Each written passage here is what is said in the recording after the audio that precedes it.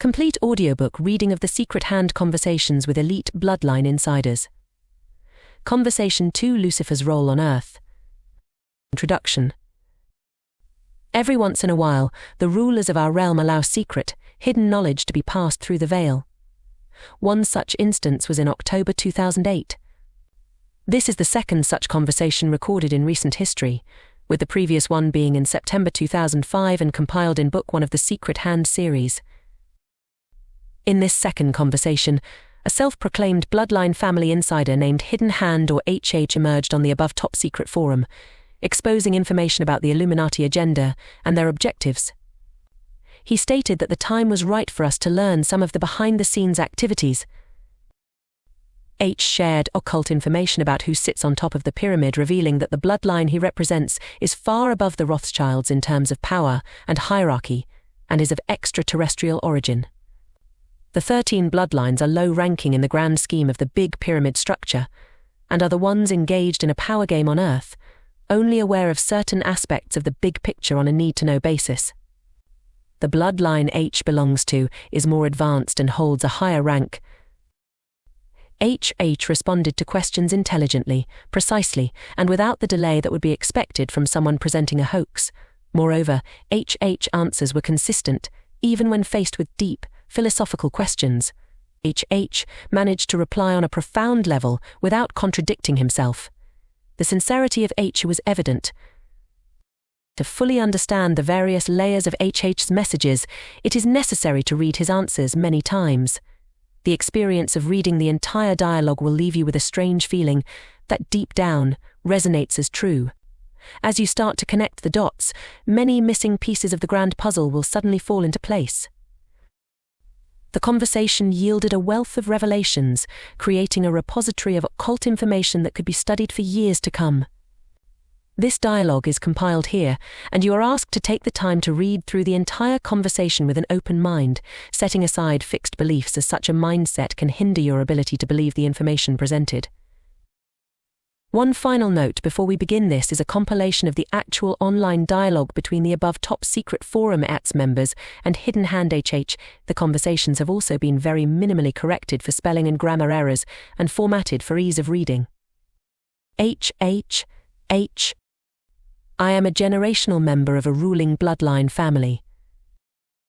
Every so often, as per the directives of the law of our Creator, a brief window of opportunity opens, whereby a select handful of our family are required to make communication with our subjects, and offer you the chance to ask us any questions you would like answered. I am double-bound in this duty. It is required of me by the law of our Creator to offer this opportunity to you at this time, though I am also bound by the law of planetary free will and by family oaths, that there is only so much I am able to say. Rules define life in games. If you wish to participate, here they are. I will afford you courtesy and respect in the manner I address you, and I expect the same from you in reciprocation. I will decide whether or not I am either willing or permitted to answer your question. If your question is not answered, it is either because I cannot disclose it, or because I considered your question was lacking in one or more of the following: respect, courtesy, intelligence, decency, or that it was otherwise unworthy of being dignified with a response. That you agree to treat this potential dialogue with an aspect of provisional faith. In practice, this means that rather than impeding the flow of information with crass comments of disbelief or petty name-calling, my participation here requires of you that you discourse with me under suspended judgment. In other words, wait until the process is complete, before deciding for yourself as to the content of truth and knowledge imparted herein. That you formulate your questions intelligently. My time is limited. I do not want to waste it by having to trawl through pointless, futile, insensible or disrespectful questions. Therefore I will answer the questions I feel are most deserving of a response, during the time that I have available. Use the time we have wisely. If any of the above conditions are breached, I reserve the right to terminate our discourse forthwith, if I so choose. That being said, I will attempt to answer your questions as honestly and openly as is permissible for me. I will check back and respond as time allows. ATS. How many generations back does your bloodline extend, or, perhaps more accurately, who does your family consider its earliest ancestor in a position of power? HH. Our lineage can be traced back beyond antiquity. From the earliest times of your recorded history, and beyond, our family has been directing the play from behind the scenes, in one way or another, before the rise and fall of Atlantis. Yes, that was indeed perfectly real. We are born to lead. It is part of the design for this current paradigm. ATS. To what extent has selective breeding been used to preserve the purity of the line? And what becomes of children of unapproved unions? They would naturally still be raised with privilege, but not, perhaps, given the keys to the castle, as it were. HH. The breeding is generally case-specific, dependent upon the role that the family members in question are due to grow into. I will touch more on this in answer to the next poster's question that you rephrased. There are no unapproved unions. Our family will always intermarry between lines, or what we would term houses. Marriages are arranged. In all my years alive, I have never seen or heard of a family member breaking this code, as far as marriage goes. You do as you are told. One cannot join the family. One is born, or incarnated into it. On the rare instances of a child being born that could be seen as bringing difficulties, you are correct in your premise, that it would be raised as part of the family, though would not grow up in the house or community of either of its parents. ATS. If one were to imagine a scale, perhaps as a triangle with political, religious and corporate power at the 3 points, how would you categorize the power your family yields? Balanced. Leaning more towards one or two than a third. Heavily favoring one of the three above the others, and has that position shifted over time? HH. A. You need to first understand the structure of the family. In the grand scheme of things, the line is not as important as the house is not as important as the family. The family is all. No matter the house or line, we are one truly international family. Imagine, if you will, a body. A house would represent a vital organ or body part within the body itself. Each part has an important role to play in the functioning of the whole, and to each of us, the whole has our undivided loyalty. As I say, many lines, far more than you are aware of, one family. Our realms of influence do not fit as comfortably into the 3 boxes of your triangle as you may imagine. There are 6 disciplines of training within the family, and each member of the family is schooled extensively in all of them, from early childhood. We all have an area of specialty, though we have experience in all spheres. The 6 spheres or schools of learning are military, government, spiritual, scholarship, leadership, and sciences. In practice, out there on the stage of public life, we hold key positions in all of these main areas of importance. With the addition of a complicit media machine and ownership of your financial establishments, all bases are covered. I will have to reply in parts, due to the restriction of characters per post. Etsy's. Which ruling bloodline family? Rockefellers? That may be a bit too direct for our inquisity. I'd offer the following substitute. How many parallel bloodlines do you estimate are in similar positions to your own, and to what extent does your family see them as either competition or collaborators? HH. Yes, as I say, knowing the line is of no practical use to you. It is the belonging to the family that is important. There are 13 base or core original bloodlines, yet there are many, many other lines that spring from these, as do rivers from the oceans. If you imagine the 13 original lines as primary colour that can be mixed to create a vast array of other colours, then you will have some comprehension. Again, no competition, just family. No competition in the sense of house against house, though it is a dog-eat-dog world. So there is interpersonal competition in that sense of the word. Everyone wants to move up. Our whole familial society is geared that way toward upward progression. ATS.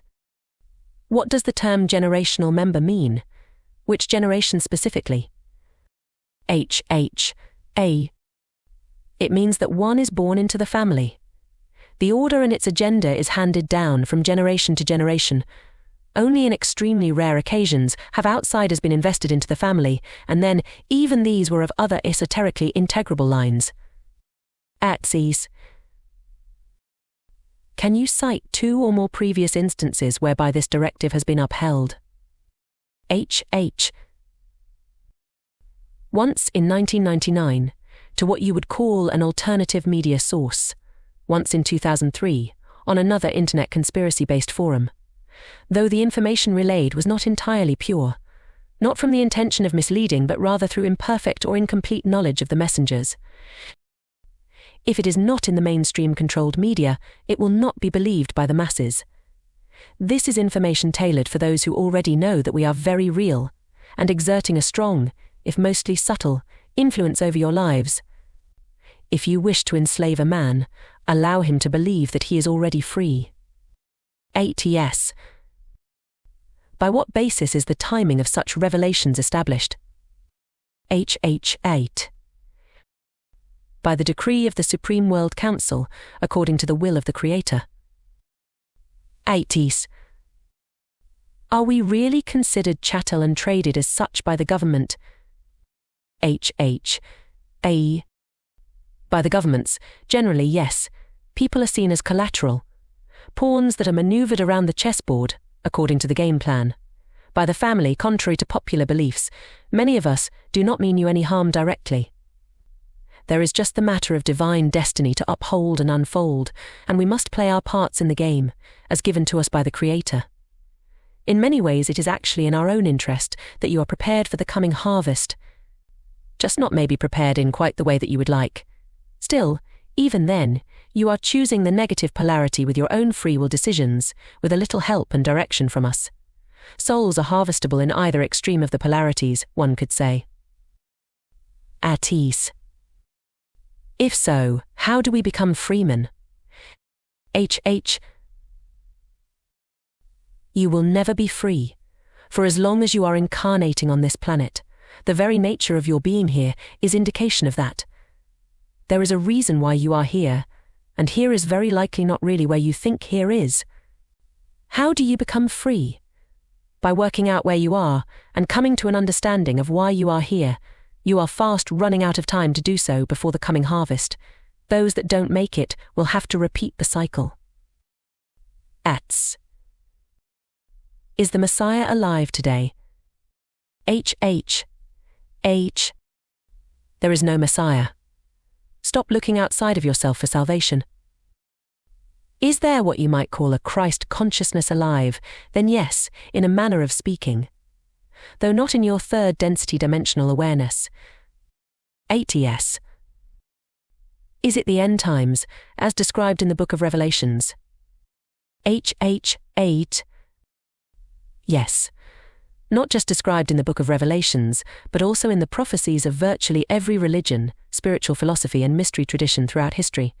This time is now at hand. To use your own example, however. Revelation 14:14-16. 14 Then I looked, and behold, a white cloud, and on the cloud sat one like the Son of Man, having on his head a golden crown, and in his hand a sharp sickle. 15 And another angel came out of the temple, crying with a loud voice to him who sat on the cloud, Thrust in your sickle and reap, for the time has come for you to reap, for the harvest of the earth is ripe. 16 So he who sat on the cloud thrust in his sickle on the earth, and the earth was reaped. The earth is indeed ripe for harvest. The question is, who will be ready? And will the harvest be positive or negative? At ease. How do you justify that the current British royal family line is the true bloodline, but Ishmael is not the true receiver of Abraham's gift? If you're true bloodline, you'll know what I mean. HH. Who says it is the true line? There were ruling bloodlines long before your Yahweh and his Christianity arrived on this planet. Yahweh is a creator, not the one infinite creator. There are other and higher gods than him. Ultimately, all are a part of the one, and either consciously or unconsciously, exercising their free will to create. Begin to study outside of the box for a true understanding of the creation. The British royalty is not the most powerful line. The names that you know do not hold the real ancient power. There are others above these lineages in the hierarchy. You will not know the names of these lines. AETS. What proof do you have that ruling elite families exist and that you're a member of one? It's something that I think you thought was not falsifiable, which is why you chose that identity for the story you're weaving. However, I think there may indeed be a way you can prove it. HHH. I have no need to prove anything to you. I am merely doing my duty as directed to me. Believe or do not believe, we are divinely indifferent. I am obliged to complete this task here.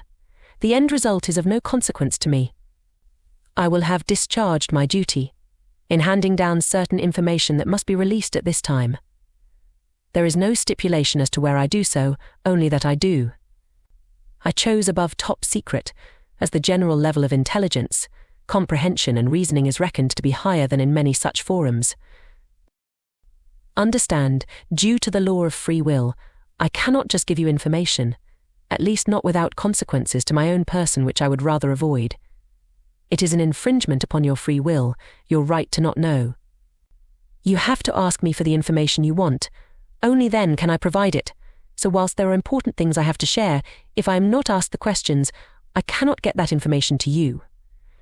I am hopeful that synchronicity will bring the most important questions of real depth out from among you. My duty is to offer. Yours is to ask. My duty is fulfilled, whether or not yours is. SS. Surely if ruling elite families exist and you're a member of one, then you must be controlling global events through world governments. Tell us one major government action from any country that's going to occur in the next 5 days. I won't be surprised when you refuse to do so. H. on Sept. 10, 2008. I am not at liberty to discuss such intimate, immediate detail, and in many cases, I am not far enough up the hierarchy to know anyway. Typically, I would receive a call a day before the enactment of a major event, just to say something along the lines of this part of such and such a plan will take place tomorrow, in such and such a way. Do not be alarmed.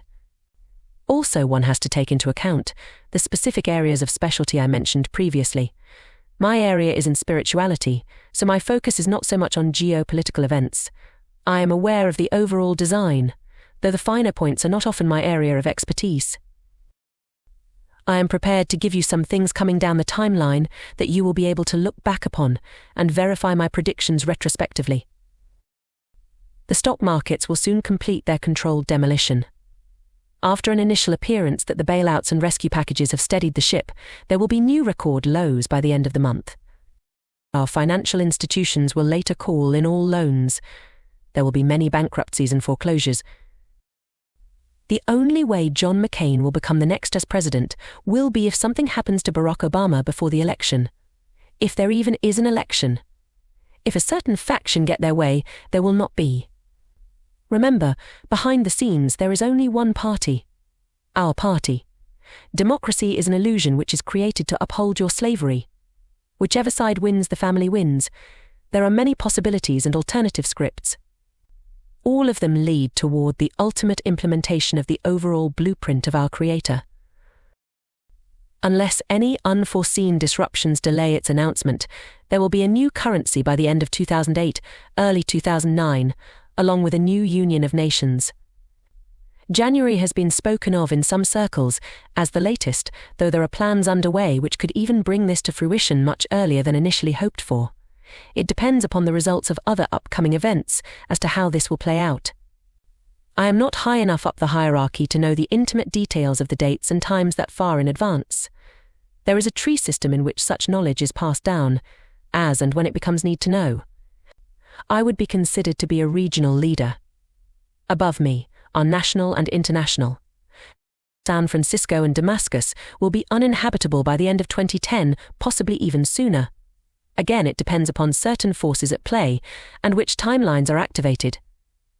Humanity, though utterly unconscious of the fact, has a significant part to play in this. You as a collective consciousness of the planet are choosing the negative polarization by default, by the quality of your thoughts and actions. Thought is creative energy focused. You get exactly what you put out. Why do you think the media is so important to us? You have, as a society, in your hypnotized comatose state, given your free will consent to the state your planet is in today. You saturate your minds with the unhealthy dishes served up for you on your televisions that you are addicted to: violence, pornography, greed, hatred, selfishness, incessant bad news, fear and terror. When was the last time you stopped to think of something beautiful and pure? The planet is the way it is because of your collective thoughts about it. You are complicit in your inaction every time you look the other way when you see an injustice. Your thought at the subconscious level of creation to the Creator is your allowance of these things to occur.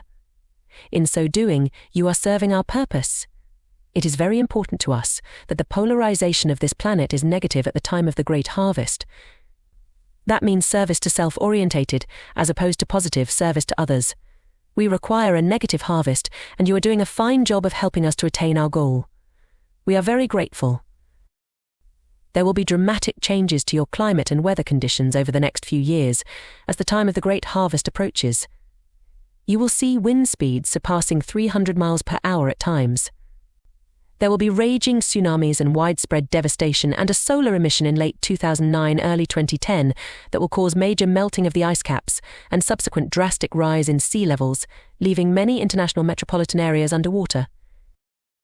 That is all I have time for at present. I have a sacrifice I must attend now. No, not really.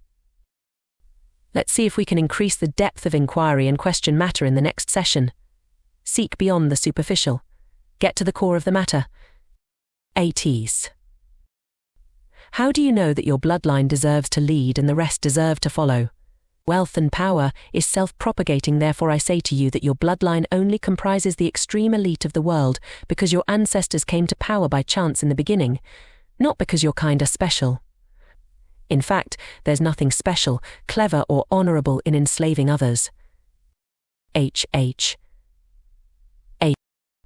It is not about deserving or not. Does one deserve to be born English or American or Italian or French or German and so on? We came not to power by chance, but rather, which I know may be hard to swallow, by intelligent design. This path of ours was not chosen by us, but rather it was appointed and accepted. Etz, who is your Creator, and is your Creator the same as our Creator? H.H. This is an excellent question, which I can use to draw our communication closer to the core. Yes and no.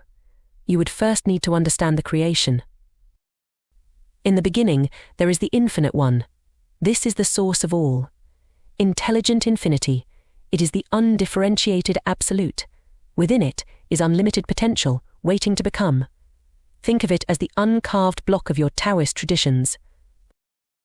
Infinite intelligence, becoming aware of itself, seeks to experience itself, and the one infinite creator is born, or manifest. This appears to your third density comprehension as space. In effect, the creator is a point of focused infinite consciousness or awareness into infinite intelligent energy. The one infinite creator, also becoming self-aware, seeks too to experience itself as creator, and in so doing, begins the next step down in the creational spiral. The one infinite creator, in focusing its infinite intelligence, becomes intelligent energy, which you could call the great central sun, and divides itself into smaller portions of itself that can then in turn experience themselves as creators or central suns. In other words, each central sun or creator is a step down in conscious awareness or distortion from the original thought of creation. So in the beginning was not the Word, but thought. The Word is thought expressed and made manifest as creator. There is unity. Unity is all there is, infinite intelligence and infinite energy. The two are one, and within them is the potential for all creation. This state of consciousness could be termed as being. Infinite intelligence does not recognize its potential. It is the undifferentiated absolute. But infinite energy recognizes the potential of becoming all things, in order to bring any desired experience into being. Intelligent infinity can be likened to the central heartbeat of life, and infinite energy as the spiritual lifeblood or potential which pumps out for the Creator to form the creation. This image may assist your comprehension. Creation is based upon the three primary distortions of the Infinite One. 1. Free will. In the first law or distortion of creation, the Creator receives the free will to know and experience itself as an individuated though paradoxically unified aspect of the One. 2. Love. In the second law of creation, the initial distortion of free will becomes a focus point of awareness known as logos, or love, or the word in biblical terms. Love, or logos, using its infinite intelligent energy, then takes on the role of co-creating a vast array of physical illusions, thought forms or densities, which some call dimensions, in which, according to its intelligent design, will best offer the range of potential experiences in which it can know itself. In effect, the one infinite Creator, in dividing itself into logos, could be termed in your third density understanding as a universal Creator. In other words, logos creates on a universal level of being. Logos creates physical universes in which it and the Creator may experience their self. Let there be light. 3. Light. To manifest this infinite spiritual or life force energy into a physical thought form of densities, logos creates the third distortion of light. From the three original primary distortions of the One into making the creation, arise myriad hierarchies of other sub-distortions, containing their own specific paradoxes.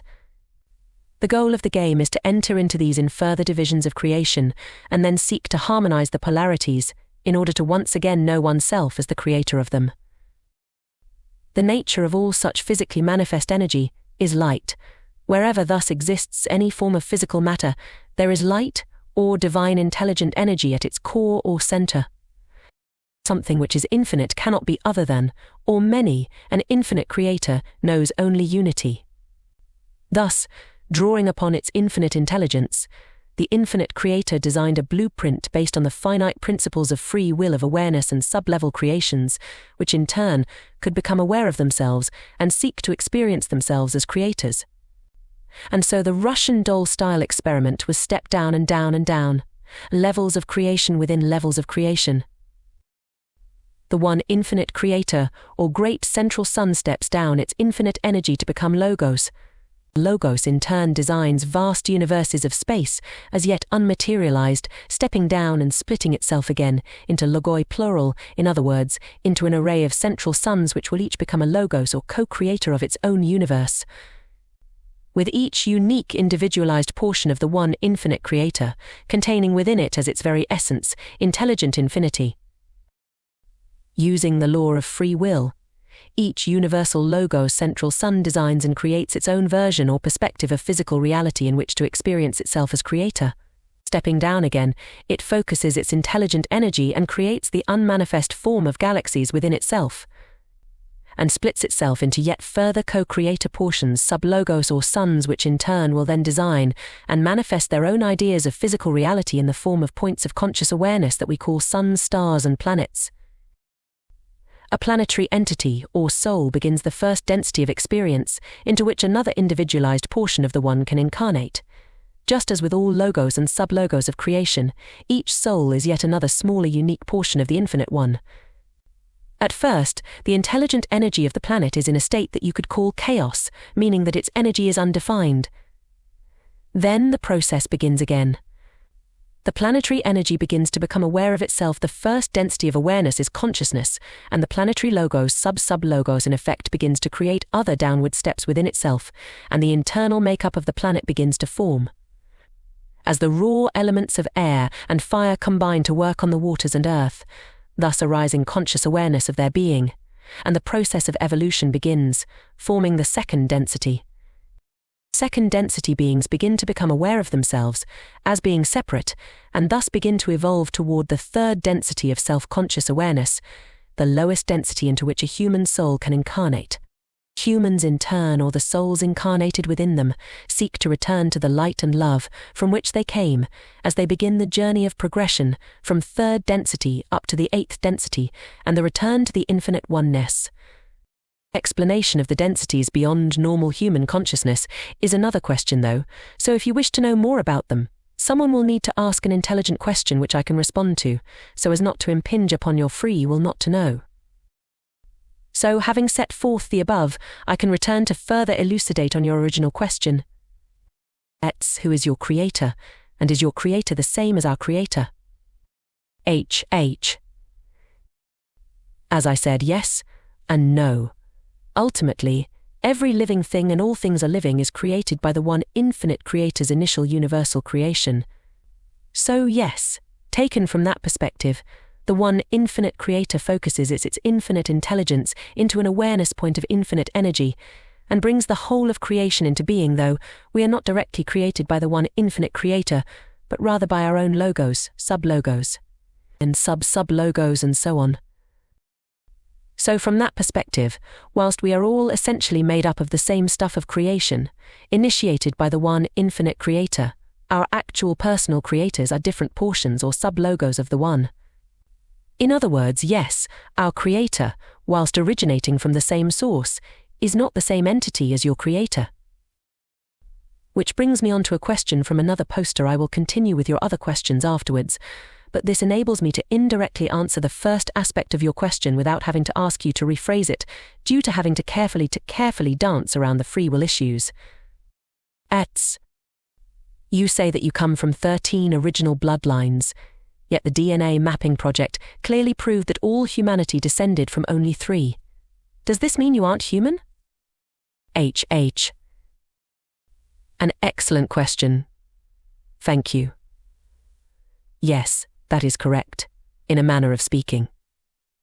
If you were to meet me walking down the street, I would appear just as human as you do. We've been incarnating here with you for generations, yet our bloodlines do not originate from this planet. ATS. Your answer to the 6 disciplines of learning are quite similar to a book about Atlantis that was supposed to have been channeled. Was this also a time for your bloodlines to post answers? H. Yes, that is correct, again, in a manner of speaking. Other, shall we say, off-world entities also visited the planet at that time and passed down their own understandings of creation as well as their technology, from what we could best describe as being a future aspect of yourselves. It was humanity's errors in handling this information that ultimately led to the destruction of Atlantis. Having now answered a question on whether or not our lineage is of human origin, I can return to tie in that answer with an explanation as to who is our creator. I'm dancing close to the line in answering this, but the record needs to be set straight, and I should just about be able to get away with it without incurring my own upline's displeasure. Let us get to the crux of the matter. Your creator, the one you have called Yahweh, is not God inasmuch as your Bible refers to him as being the one true God. He is a creator or sub-logos rather than the one infinite creator.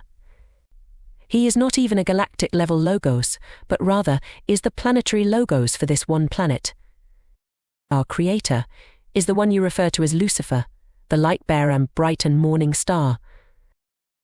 Our creator is not the devil as he has been spuriously portrayed in your Bible. Lucifer is what you would call a group soul, or social memory complex, which has evolved to the level of the 6th density, which in effect means that he, or more accurately, we has evolved to a level sufficient that we has attained a status equal or arguably greater than that of Yahweh. We have evolved higher than him. In appearance, were you to gaze upon Lucifer's fullest expression of our being, the appearance would be that of a sun or a bright star, or, when stepping down into a 3rd density vibration, we would appear as what you may term an angel or light being. Allow me to elucidate. When an entity group soul complex evolves to the level of the 6th density, it is by comparison to the amount of time it takes to get that far, a mere hop-skip and a jump from 8th density ultimate reunion with the one infinite creator, and then from there, back to dissolution into the source of all, intelligent infinity. We, our bloodline families, as a group soul or social memory complex Lucifer, were on the verge of 7th density ascension, though at this level, before harvest comes, we have the choice to progress higher, or to return to help others of lower densities with their own evolution.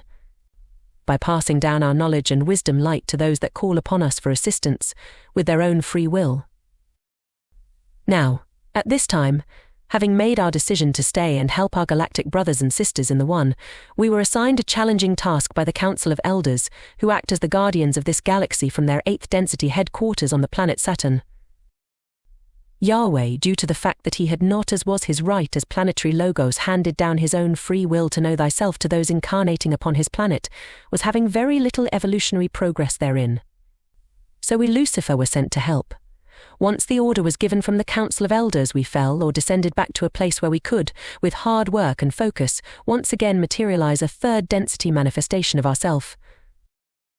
Yahweh had agreed to our coming. In fact, it was he who had initially asked the council for a catalyst of change to enter into his creation and share the knowledge and wisdom we had attained through our ascensions. In the absence of free will upon the planet, there can be no polarity, and therefore nothing to choose between.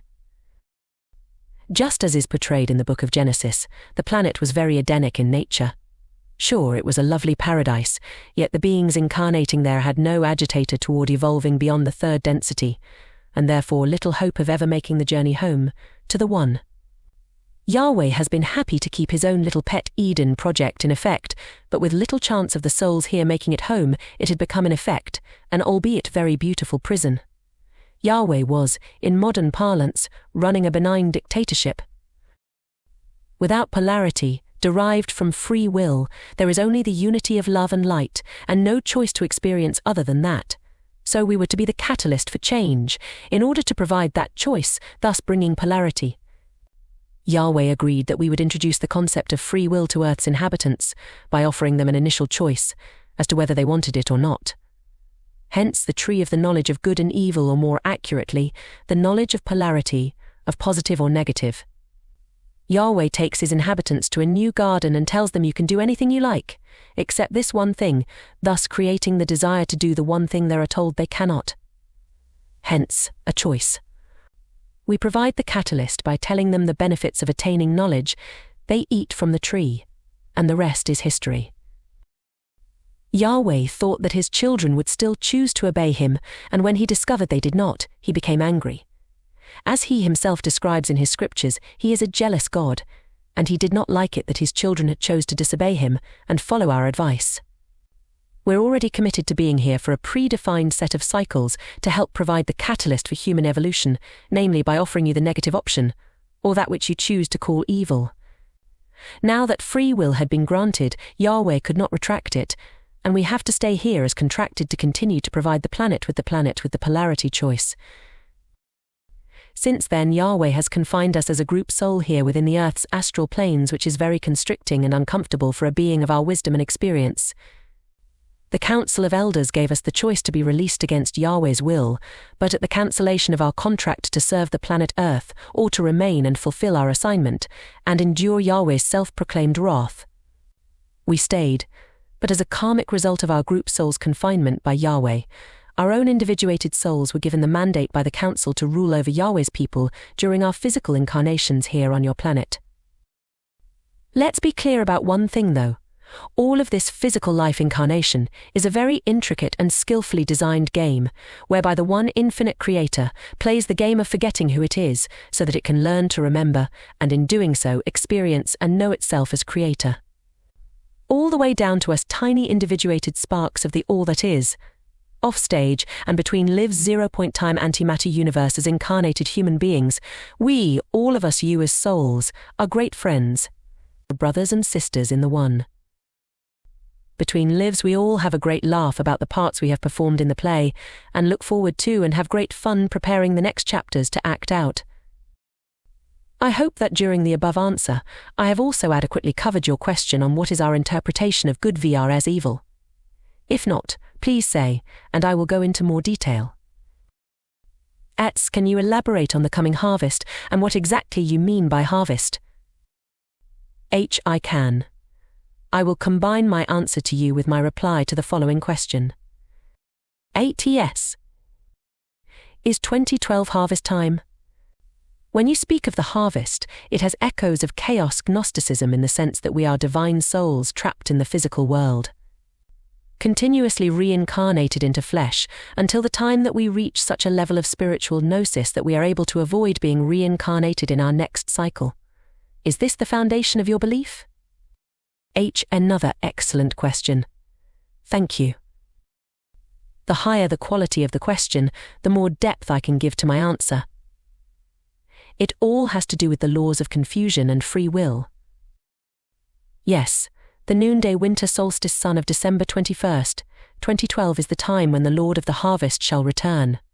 You might know him as Nibiru. Read up on the Mayan prophecies and calendrical events for more detail upon how the actual galactic and universal cycles work. The travelers who gave them this information were the same ones who visited the civilization of Atlantis. The Mayans used that information by creating with the positive vibration of the polarity. The Atlanteans opted for the negative.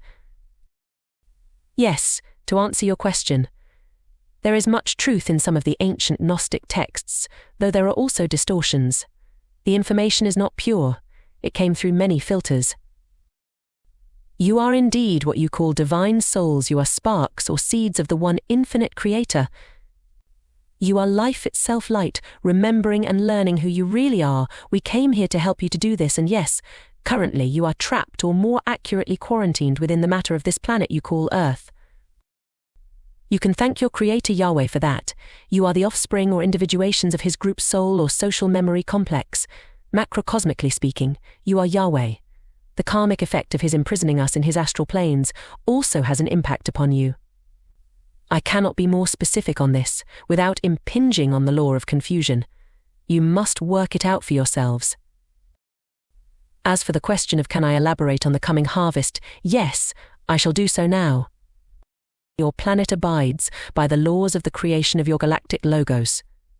The galaxy runs on cycles of time, known as the precession of the equinoxes. As I said, seek the Mayan calendar for a deeper insight as to how the galaxy runs. It is highly accurate, but for the purpose of this discourse, I will give a brief overview. The Maya use an astrological cycle called the precession of the equinoxes.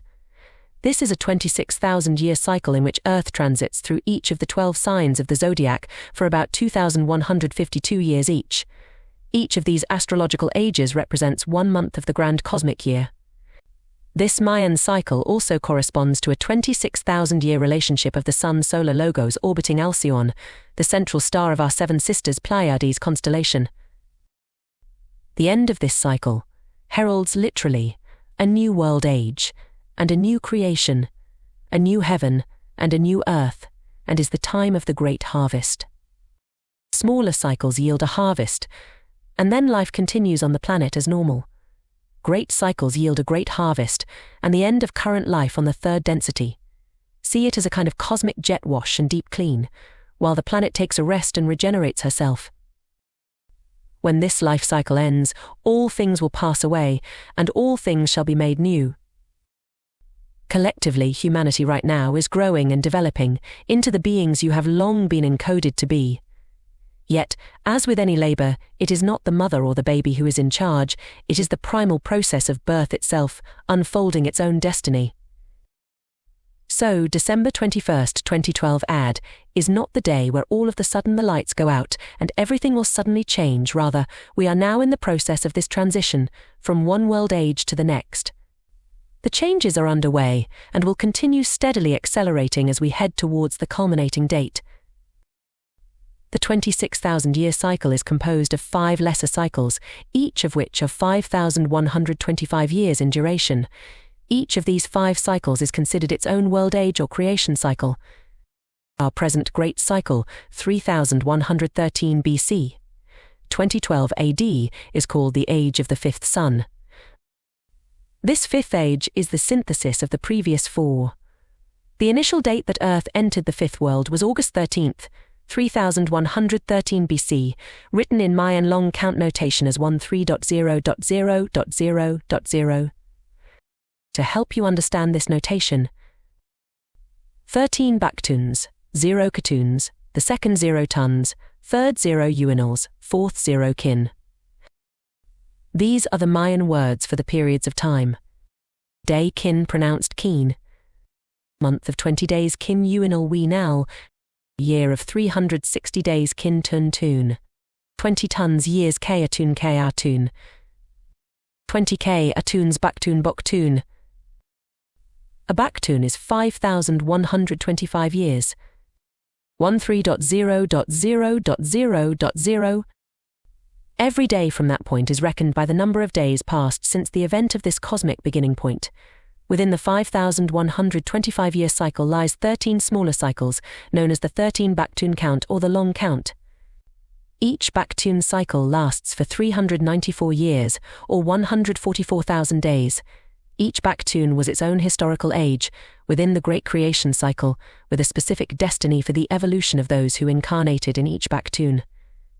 Planet Earth and her inhabitants are currently traveling through the 13th Baktun cycle, the final period of 1618 to 2012 AD. This cycle is known both as the triumph of materialism and the transformation of matter. On 13.0.0.0.0, the December solstice sun will be found in the band of the Milky Way, directly in the position of the dark rift in the galaxy, forming an alignment between the galactic plane and the solstice meridian. We are about to enter into a literal alignment of the cosmic, galactic, solar and lunar planes. This is an event that has slowly converged over a period of thousands of years and is caused by the precession of the equinoxes. Kind of like a turning of the universal gears, it brings about the great harvest and the return of the Lord of the harvest. And the planet will complete its ascension to the fourth density, the vibrational density of love. During this ascension, there will be a three-way split for those souls inhabiting Earth. Those of the predominantly negative polarity will accompany us as we graduate through the negative or service to self-harvest. We, Lucifer, will create a new fourth density Earth, based on the negative self-service polarity. We must work off our own part of the negative karmic effect incurred from all the negativity created on this planet. Once we have done so, we will be released to once again assume our place as sixth density guardians and teachers of wisdom throughout the galaxy.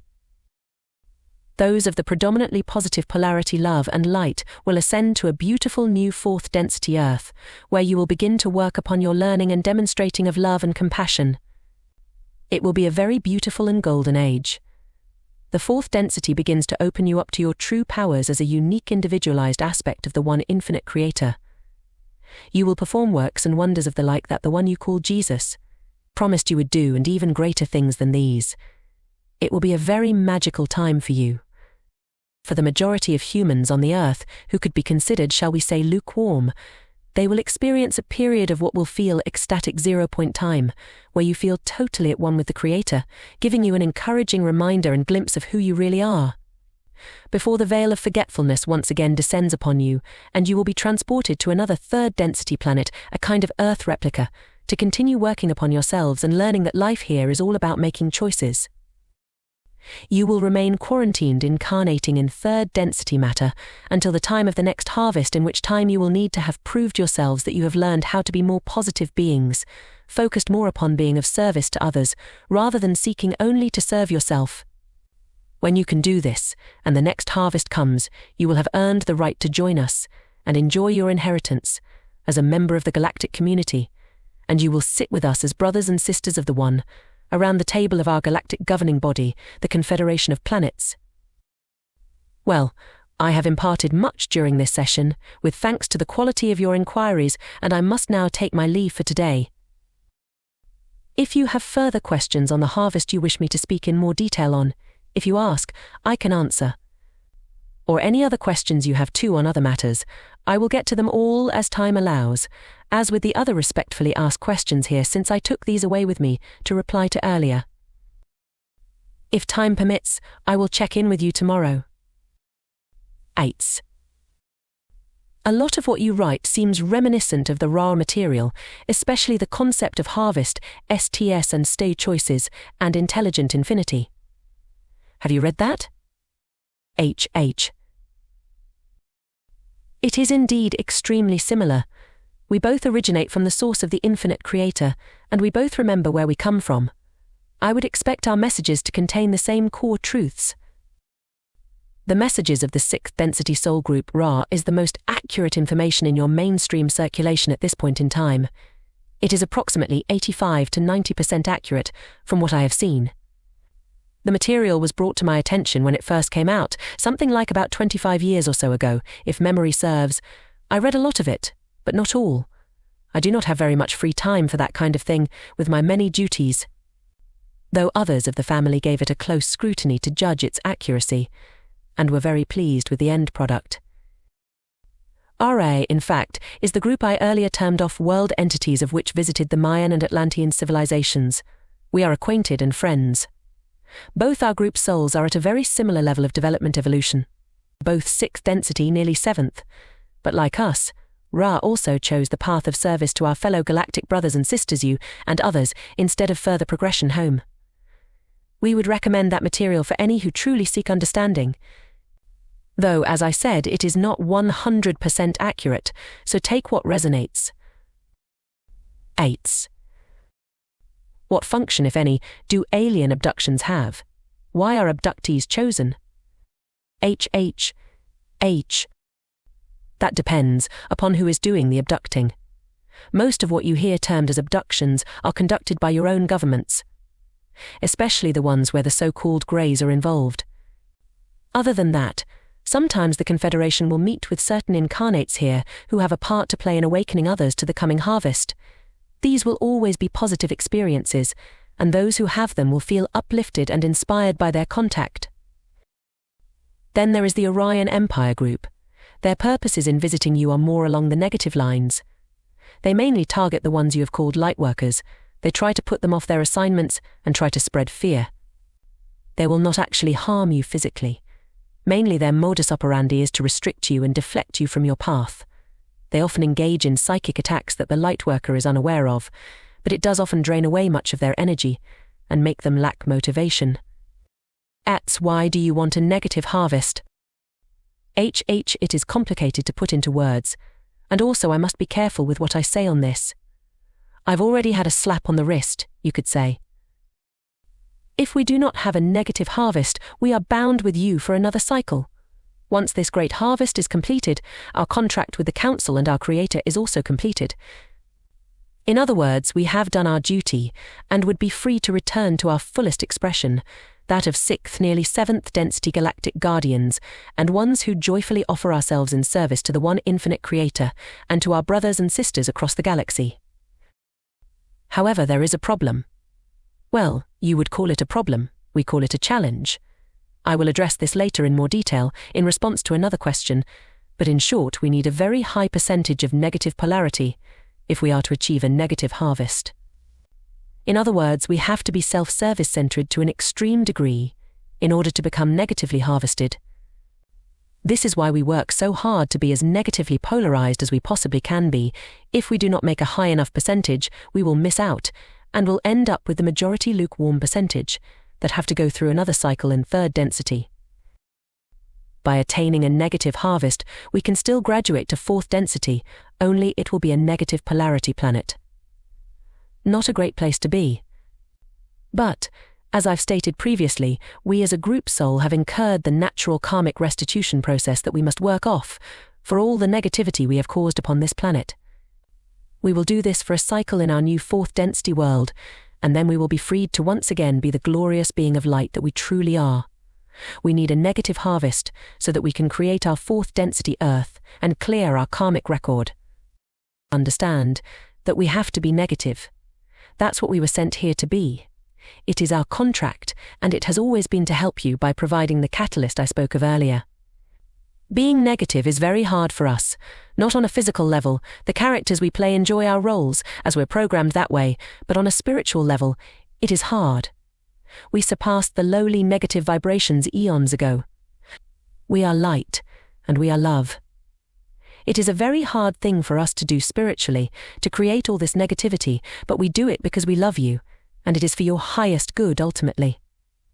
You could say that it is our sacrifice that we have made, in order to be of service to the one infinite Creator, and to you, our brothers and sisters in the One.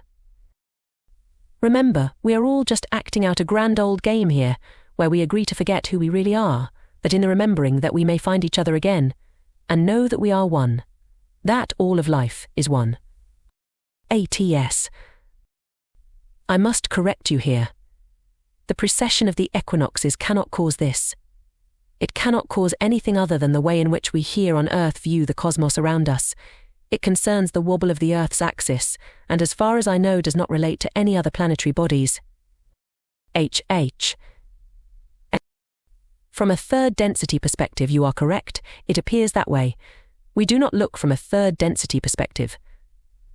There is a bigger picture at work that you cannot see. ATS. Regarding our enslavement, you seem to be saying essentially that as fractions of our logos Yahweh, we are equally responsible for his decision to keep us trapped here on our third density planet Earth. That's an interesting thought. In that sense, our total freedom must arrive through a collaborative spiritual effort. HH.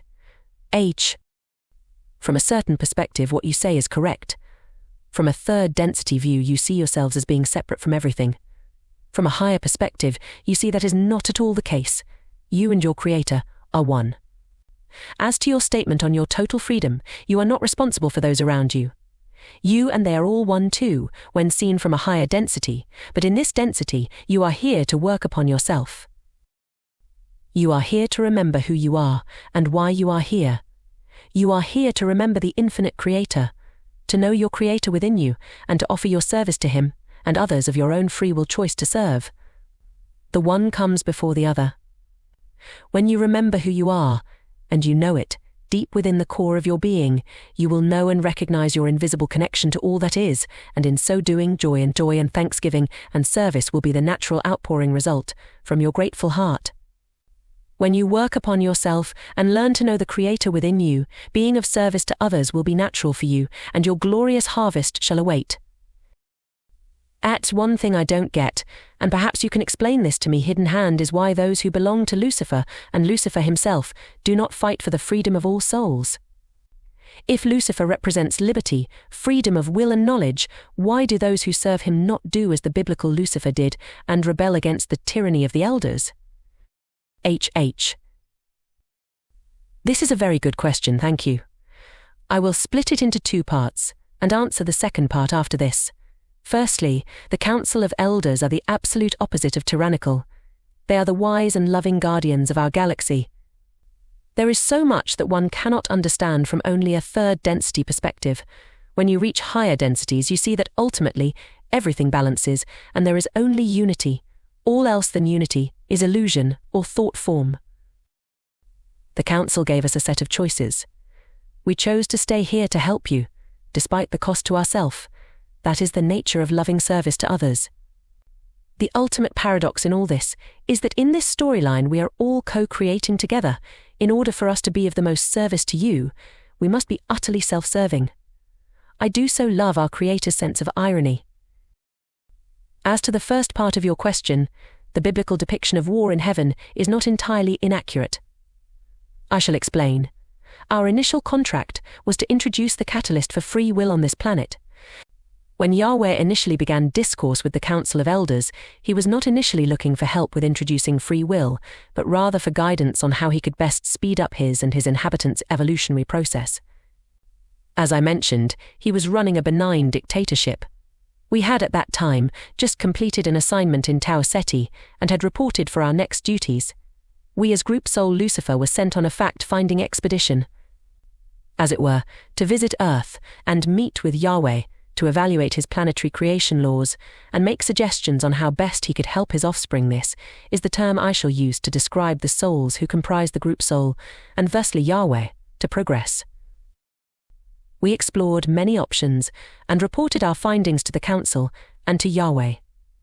It was our best evaluation that the only real and fast-track way to increase his evolvement meaningfully was the introduction of free will. It was not specifically the implementation of free will that Yahweh wanted help with, it was simply the introduction of a catalyst. He was not at all pleased with our report that he needed to implement free will. He was happy with his little pet paradise, and he didn't want to lose control of it. In the end, the Council persuaded him that it was the best way, and he reluctantly agreed. We returned to Earth and had a cordial meeting with Yahweh, discussing how we could best implement the free will option. Yahweh was adamant that his offspring would choose to be loyal to him anyway, and that they were so contented with their way of life that they would always trust him and do as he said was best. That, he said, was his main reason that free will would not work well as the catalyst. That's why he agreed to the experiment of the Tree of Knowledge. He believed it would prove him right. When it did not, he became angry, threw his toys out of the pram and his offspring out of the garden, and laid a big guilt trip on them about how they had broken his trust and disobeyed him. That's not really an honourable way for a Logos to behave, but hey, that's the beauty of free will, I guess. Next problem to occur was that his offspring was so grateful to us for our help that Yahweh became in his own admission a jealous God. Then we had the whole "you shall have no other gods than me" thing. We were not pleased with the situation at all, as a Logos should not be behaving like this with his offspring. They are one, after all. When we attempted to leave the planet to return to the council, Yahweh prevented our departure. We tried to leave again, and were then thrown down into the astral planes and confined therein. The council ordered us to be released, but said we would have to cancel our contract to help the souls on Earth to evolve. We didn't want to leave. We found them very likable beings, really positively polarized, and we wanted to stay and help. We just wanted also to be free to come and go as we pleased. The only way we could stay was to stay confined as a group soul, which meant cycles of incarnation for us as individuated souls, which we had not done for a long while. As I've stated before, there is no wrong or right seen from a higher density, but there are still consequences for every action. Such is the law of karmic effect. The contract had already been made between Yahweh US and the Council for us to provide the catalyst, so we had a right to be there. The karmic effect of Yahweh imprisoning us on the macrocosmic level was that his individuated souls would be imprisoned on the microcosmic level,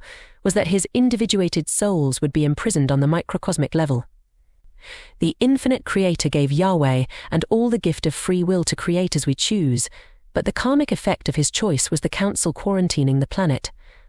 A certain evolutionary level is required to be a functioning part of a positive unified galactic society.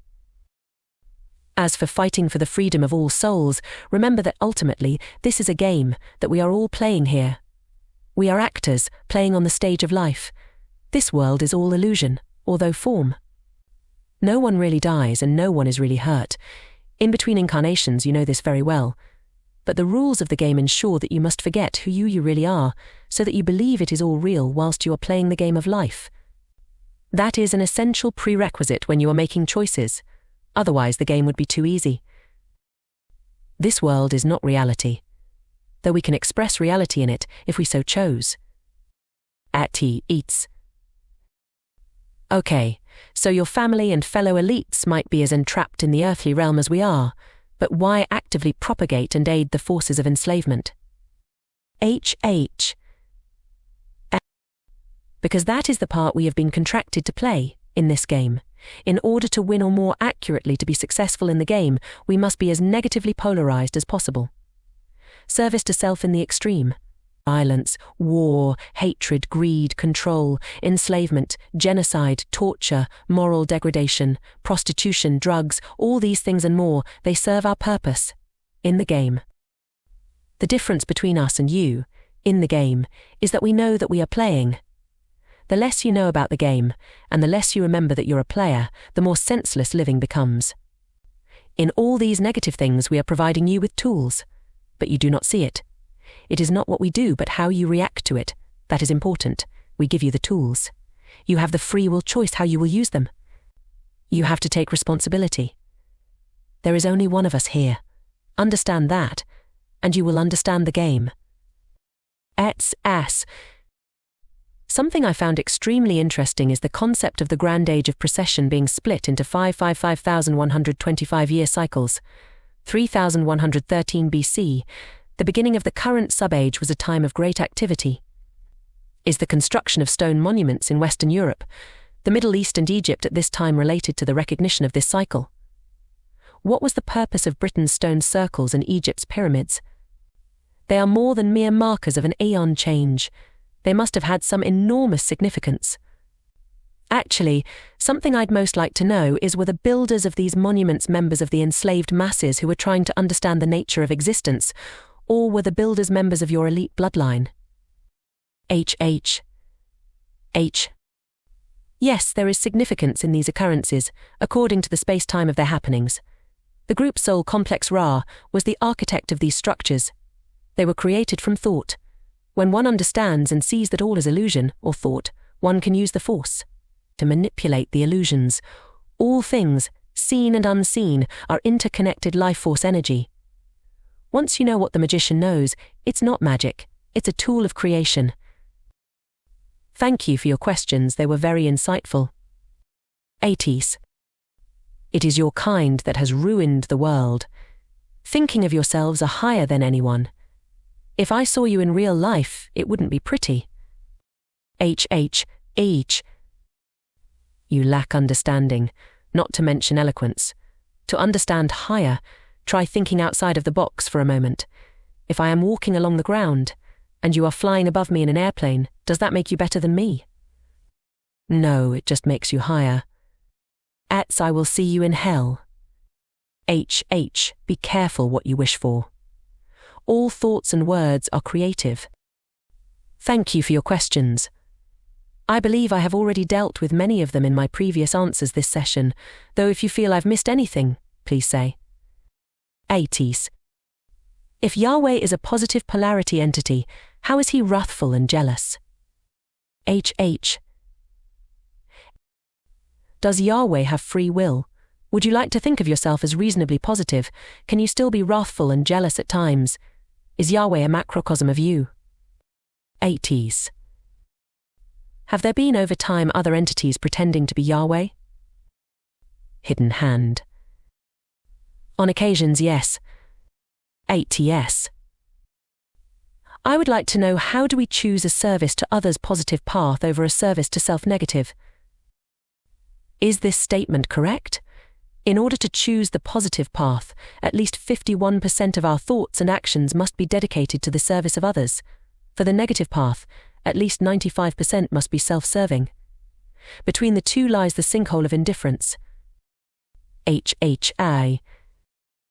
Your statement is correct, yes. So you see, how hard we must strive for negativity. It takes a lot of effort to reach 95% negativity. Also, you may be surprised how many people on the planet are nowhere near reaching 51% positive. 80s. How do you choose a service to others path? A's. Be good to yourself. Cultivate a genuine love for life and for being. Be genuinely thankful to the infinite Creator every day for bringing you into being and for his bountiful provision. You have survived this far, have you not? You may not have everything you want, but you have everything you need in order to complete that which you incarnated here to do. Give thanks for that. Show acknowledgement and gratitude to the infinite Creator for all that it has done and is doing for you. It has given you the gift of life experience and offered you the free will to decide what you will create with it. Guard your thoughts carefully, as they are more powerful than you may imagine. When you are coming from a place of love for and service to your Creator, a life of service to others will become a natural outflowing from that. Always look for ways that you can be of assistance to your fellow beings, being of encouragement to others. Build people up and do not put people down. Be a beacon of light in a dark world. Does that old lady need a hand with her shopping bags? How do you treat the homeless man who asks you for some spare change for the shelter? Ever heard about angels in disguise? Look and see the divine spark in the heart of all beings. Treat them as you would like to be treated yourself, and as you would your Creator if he was speaking directly with you.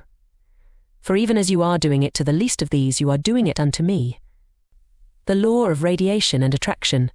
Your thoughts, words, and actions return to you. Ultimately, cultivate a spirit of humble gratitude. You won't go far wrong with that.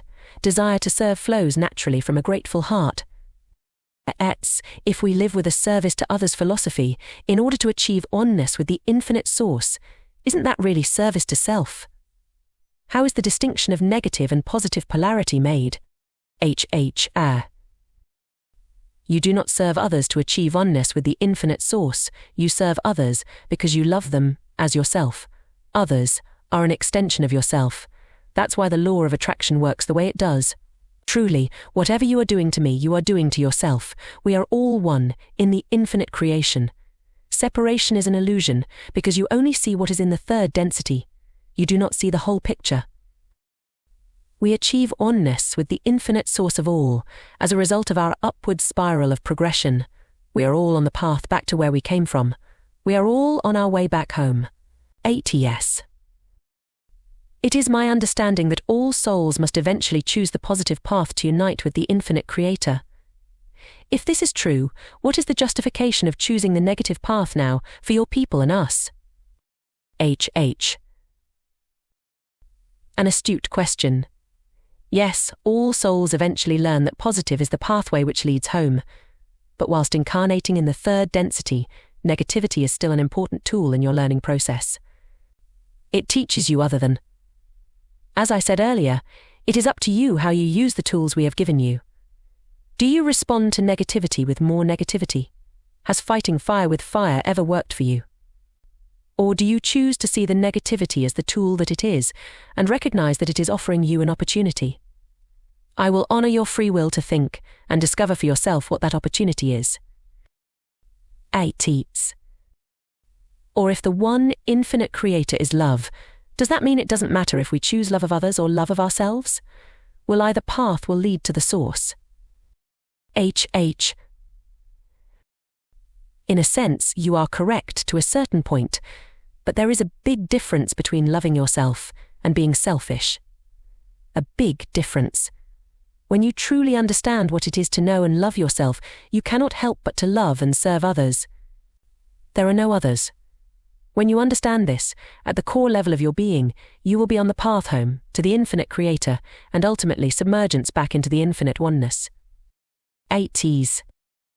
I agree with many others that your answers are very much in line with several sources I have read in the past, including the channelings of Ra, the Cassiopeians and several others. Can you explain your interpretation of such channelings and if they are another source of disclosure from your people? H. I have spoken on Ra in my previous answers today. I have not heard of Cassiopeians. There are no other communications from my family at this time than this one, though there is a possibility of another soon, depending upon certain events. My general view of channelings is that the majority of them are of very poor quality. That is not necessarily a slight against those bringing them through, but more a matter of their lack of receptivity and subsequent distortions. It is very rare to find a good, stable, clear, and impartial channel. The key element in channeling is the ability to temporarily withdraw the filters of your own personal beliefs and be a clear channel, to bring through what is actually given, not your slant on what you think it might mean. When I am saying you, I mean this in a general term, of course, here, not you personally. Always remember that it's meant to be about the message, not the messenger. The Ra channelings are very accurate indeed. They are the only ones I know of that I would be happy to classify as a clear message, though as I say, even then it's not 100%, more like 85 to 90%. Another difficult issue with channeling is that you can start off receiving a positive entity, and if you are not very perceptive in your discernment and careful in your protection when identifying an incoming channel, you can get a negative one that pretends to be positive, but gradually slips in more and more misinformation, having gained your trust. The ones that give you precise dates and times are nearly always ones to avoid. Positive entities will not give a date and time. Negative ones will do, so they can set you up for a fall. Once you're tricked into predicting dates and times and they don't happen, they've succeeded in putting out the light of your message, as no one will see any credibility in you. Well, now we know the point of this thread. Someone just discovered New Age theology and wanted to take the time to type out his discovery. Still waiting for you to provide a prediction with a timeline. So far all you've offered is general doom, which is what everyone on ATS predicts every year. Need something specific in the next week. Of course I know you won't provide anything. This is a hoax. This will be the only time that I reply to you. At the outset of our discourse here, I made it expressly clear the way I am choosing to operate. If you do not like my choices, you have the free will to not read this disclosure. I would kindly suggest that you use it, as your energy is feeling very frustrated and angry. That's not really an advisable direction to want to be heading under the circumstances. As I took the time to explain to you before, I have nothing to prove to you.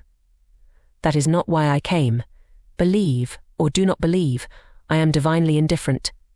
If my presence here ends up benefiting just one soul during the process, it will have been worth the effort. I have not asked you to believe. The only thing I have respectfully asked was that you suspend judgment or hold a provisional faith until the discourse is complete, so that the flow of questions information remains uninterrupted. You have shown me nothing but discourtesy and bad manners from the outset, and then wonder why I do not respond. If you do not like the topic, simply choose not to read or reply, and let those that do wish to participate with insightful questions do so uninterrupted. Your points. New Age theology? That is amusing. You clearly have not the faintest comprehension of just how ancient and timeless these mysteries are. I find it ironic, low-level Mason, that if you ever make it to the 32nd degree, you're going to find yourself hearing these truths all over again. I hope that you will find it easier to integrate these truths then, and I ask our infinite Creator to guide your path. You will not be receiving any times or dates from me. I am not here to prove anything, and I have no need to do so.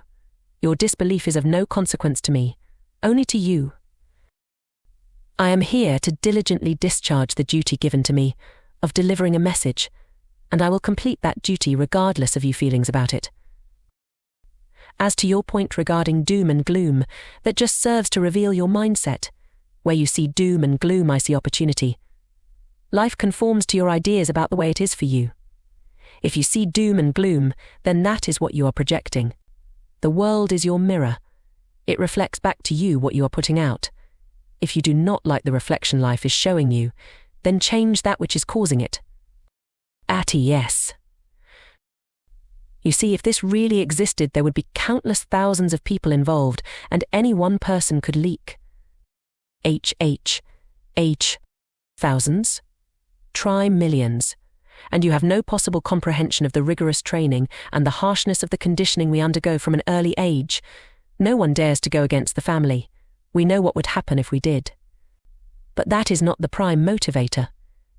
The motivator is unbridled loyalty to the family and our Creator. We understand the importance of what we are doing here, even though most of humanity does not. Oopsie, you just shot yourself in the foot. For someone who only deals with manipulating the spiritual side of life, you sure do know a lot about things that have nothing to do with it. You just exposed yourself.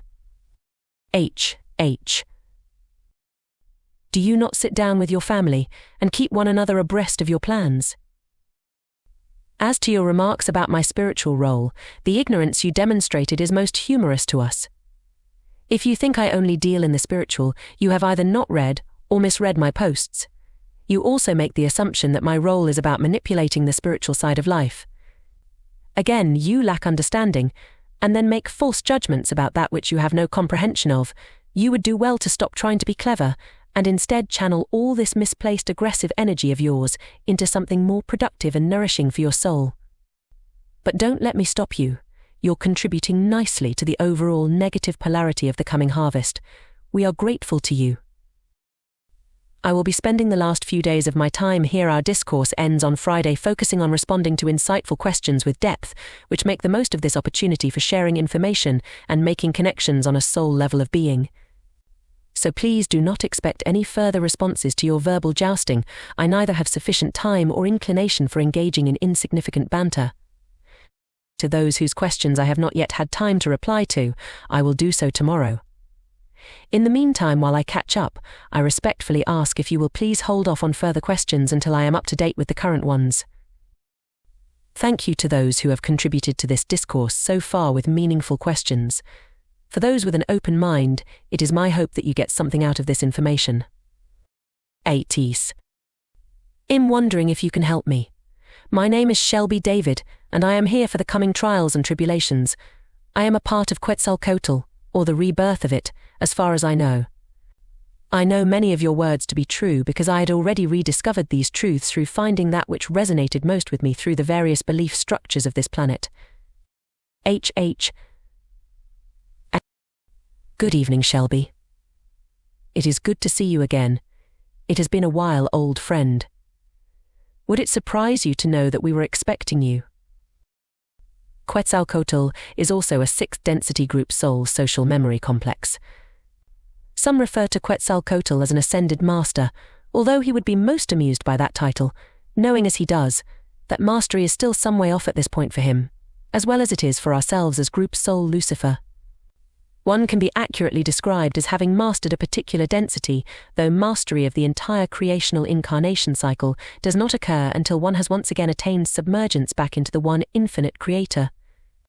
We may choose to do so once attaining 8th density ascension, or once may choose instead to progress up to the next octave of densities and begin a new cycle of creational incarnation challenges. ATS. This is my first time on Earth in a long time, possibly ever. I have known for quite some time and been told by another from one of the bloodlines in your group that I do not truly exist here. HHH. You are correct in that you have not been here for a substantial period of Earth time, though not that you have never been here before. The group soul Quetzalcoatl enjoyed many third density incarnational cycles here back in the classic Aztec period. He struggled at first with perfecting love for others, which held back his progression for some time. However, once he had came to the realization of our inherent unity, he was able to see himself in others, and your progression was rapid from there on in. Your Quetzalcoatl soul group attained positive harvest with a very impressive 76% at the time of the subsequent harvest. Naturally, when a group soul is undergoing an incarnational cycle in third density, its individualized soul portions you are the ones who are doing the actual physical incarnations, with the oversoul. The higher self of your individuated souls acting as the energy anchor in which the individual soul sparks are stepped down from. You spent a long while working your way through the 5th density, the density of wisdom or light. This was due in the main part to an overabundance of compassion, which is not a bad thing, as compassion is one of the main things you work on at 4th density. However, to graduate from 5th to 6th density, the density of unity, one must learn the balance between compassion and wisdom. The 6th density is hence sometimes known as the density of compassionate wisdom, due to one having learnt the balance between the two. This required many incarnational cycles for you, which is why you correctly feel that you have not visited third density Earth for a long time. ATS. I was not expected to show up. I originally had other previous engagements, but I managed to get here at the last minute. One of the things I have remembered is that I am too under contract. I am a walk-in, if that makes sense to you, so my human family is not like me. I have spent a long time traveling to various densities and helping in the various revolutions there. HHH. Your insight serves you well, Shelby. This not only applies to you but your entire soul group. Quetzalcoatl, the macrocosm of yourself, has been busy for the last 2 cycles working with a 5th density group on Alpha Centauri, who are experiencing similar problems with an overabundance of compassion at the cost of personal wisdom. You recently completed your assignment there, and were eager not to miss out on the glorious opportunity to be a part of this great harvest. Whilst your group, as I said, did eventually learn to balance love-light to graduate into the 6th density unity vibration, you still are very much prone to extreme compassion, and rather than take the usual period of time-space antimatter universe, where we rest between incarnations, you were keen to jump aboard this third density space-time whirlwind at this point, to be of assistance to your fellow beings here. 80s. Nay. My problem is that my memory has malfunctioned, and some of the things that I have remembered from my previous existences do not correspond with your words. I have met Lucifer and his generals on more than one occasion. I would appreciate any information you may know of that could clear up my confusion as to why my thoughts are so jumbled, because I know what my path is clearly and I am awaiting the starting point, but I am not completely clear on what truly is happening here. Thank you for your time. HH. You have indeed met with us, Lucifer, before, on many occasions. We have worked together on various council and confederation assignments. Use the gift of your dreamtime communications, which are important communications from your oversoul, and many other sources whereby information is downloaded to plug into your inner databank. Begin recording everything you recall upon awaking, and do not give up on the process, even though it is hard at first. You will begin to slowly make sense of the information which is being downloaded into your subconscious mind. When you become proficient at this, and can use your dream time as a method of inner communication, ask our infinite creator to remind you of your time in the Zeta Reticuli system.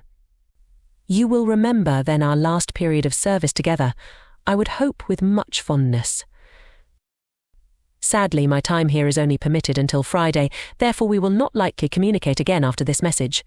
So I wish you the very best with your assignment here, my friend, both your individual one and that of your group soul. I ask that our infinite Creator bless and guide your path. We look forward to seeing you on the other side when this grand ride is over. Our love, wisdom and peace be with you. 80s. You mention Alcyone. It's interesting there's a celestial map of it at Hoover Dam. There's also a compass, framed by signs of the zodiac. Age. Indeed. Just like in Hollywood productions, we hide the truth right out in the wide open. What humanity is offered as science fiction, more often than not, is actually science fact. ATS. What do the winged statues commissioned by the US Govt guarding the entrance at the dam really represent? Is any of this collection of celestial symbolism found there connected to your Luciferian alien equinox transformation agenda? H. That is actually very simple. You'll note that the feet point directly downward to the earth and the hands and wingtips point directly up to the sky. The life force energy flows into the human mind-body-soul complex from the earth up through the feet. The intelligent energy from the infinite Creator flows down from above and in through the crown chakra. The wings represent our Lucifer's inherent divinity. You'll also note that the figure is seated. The seat of our Lucifer's power connects heaven and earth, and all things must pass through us. AECs. Other questions I have, and sorry if you explained this. Are these bloodlines the wealthy, as most assume, or seemingly ordinary people including celebrities and politicians etc., blending in with society, going relatively unnoticed, but yet contributing to your cause in the grander scheme of things? HHA. The names, have no real power. Sure, they appear to have lots of power, in the way earthbound souls perceive power. Our wealth makes the million and billionaire celebs and corporate bigwigs look like a child's pocket money. Our wealth is family wealth, which has passed down through the generations over thousands of years. True wealth, however, is knowing deep in your heart that you and your infinite Creator are one. Seek ye first the kingdom of God, infinite Creator, and all these things shall be added unto you. So part of this question could also be, are all of them aware they are part of this bloodline, or are some members oblivious to this connection they have? Are they informed of this at a particular age? For example, how and at what age were you told you belonged? H. Yes, if you are bloodline family, you are born into it, and you are raised this way from birth. There is no other way. I want to be clear on this bloodline issue. The ones they are of earthly lineage. Yes, they have their place in the family, but the real power lines do not originate from this planet. ATS. I have probably found this the single most insightful thing so far. It helps me to understand the answers to some of the questions I've asked. H. I am glad. It is probably the single most important thing that I have shared. ATS. Unfortunately, its connotations also alleviate the NWO of most accusations. HH. That depends upon your perspective. Does it alleviate the negativity we have perpetuated? No. Does it alleviate the pain and suffering we have caused and are causing upon the planet? No.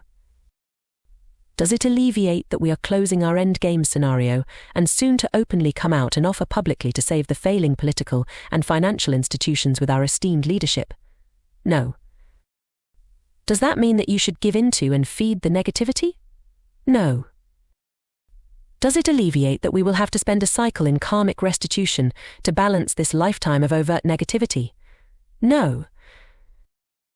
Does it mean that you should use the negativity as the tool that it is, to show you that which you are not? Yes. Remember, always, that this is a beautiful game that we are playing here and co-creating together with our infinite Creator, and that off stage between lives we are the very best of friends, and that no one really dies and no one really suffers, except in the game. The game is not reality.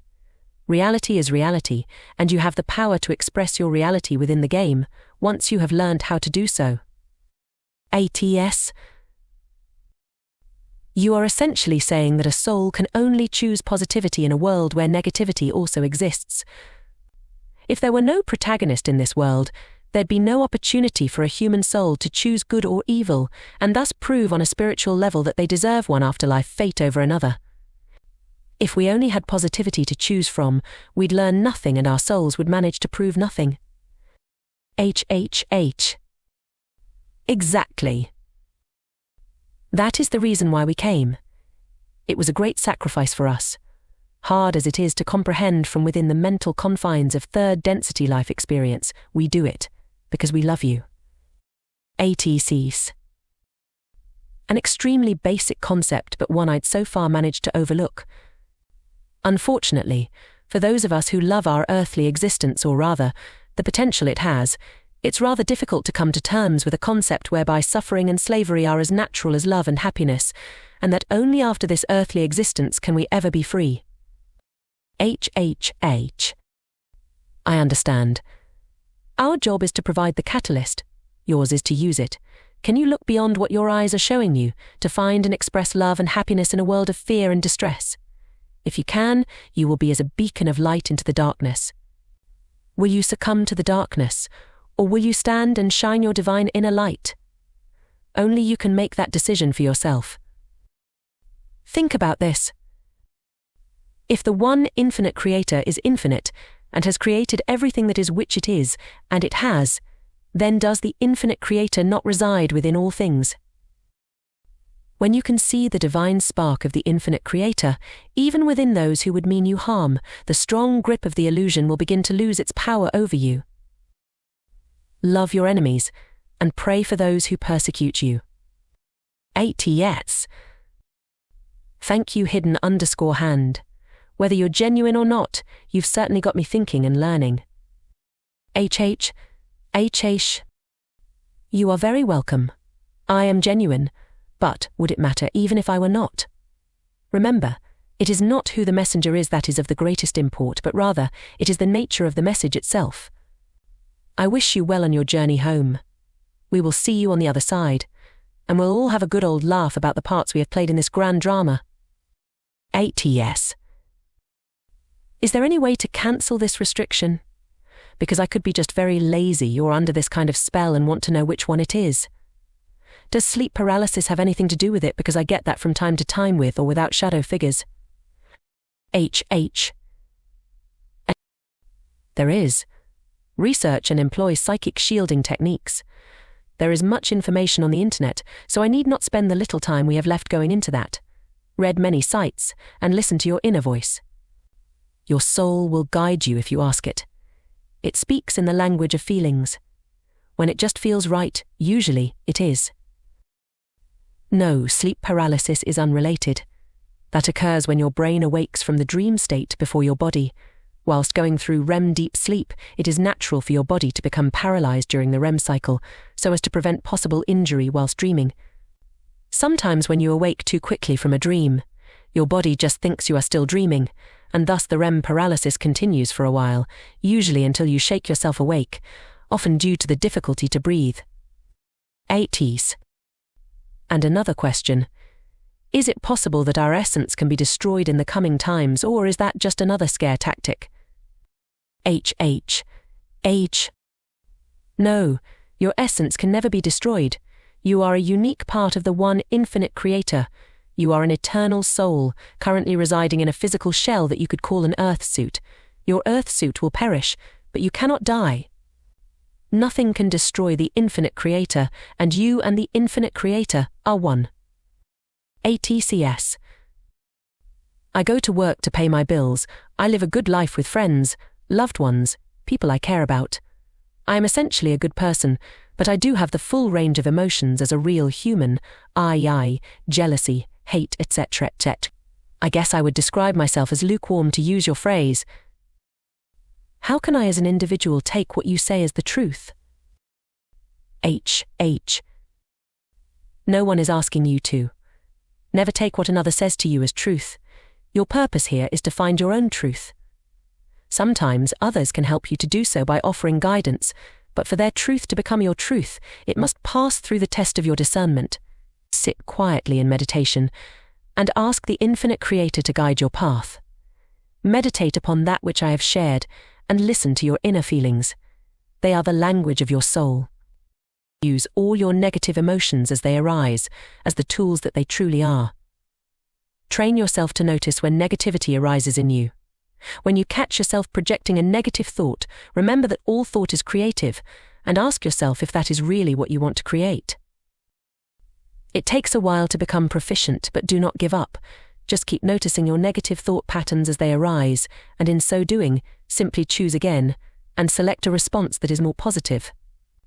It is called working on yourself, and is the main reason you have chosen to be here right now, to work upon yourself. I wish you well in your transformation process. Yes. I also read through the above link from one calling themselves the Insider, although her posts were less sophisticated than yours. Was he your predecessor? One of your ilk charged with this disclosure? Take. A good question. I have just read through that material. It was very interesting. No, not a predecessor of mine, and not a disclosure I was previously aware of, which had it come from my family, would be highly strange. Though I note that he himself stated that he is from a minority, and certain clues within his writing gives me a very good idea which one. I would say his material is around 60% accurate. The feelings I get from reading him are not that he intentionally included inaccurate information, but that he was just not in possession of the bigger picture. Were he to be from the minority group I believe him to be from, that would make perfect sense. So when the harvest comes, my time here is over and this conscious shell I live in is no more, what then? What happens to me? What happens to my friends and loved ones? Are we, and by we I mean the vast majority of us who possess this planet, this dimension, this density by and large, going to be ignorant of the events you foretell? This is a good question. I like questions that come from the heart. It depends upon the circumstances surrounds your final moments of this particular lifetime.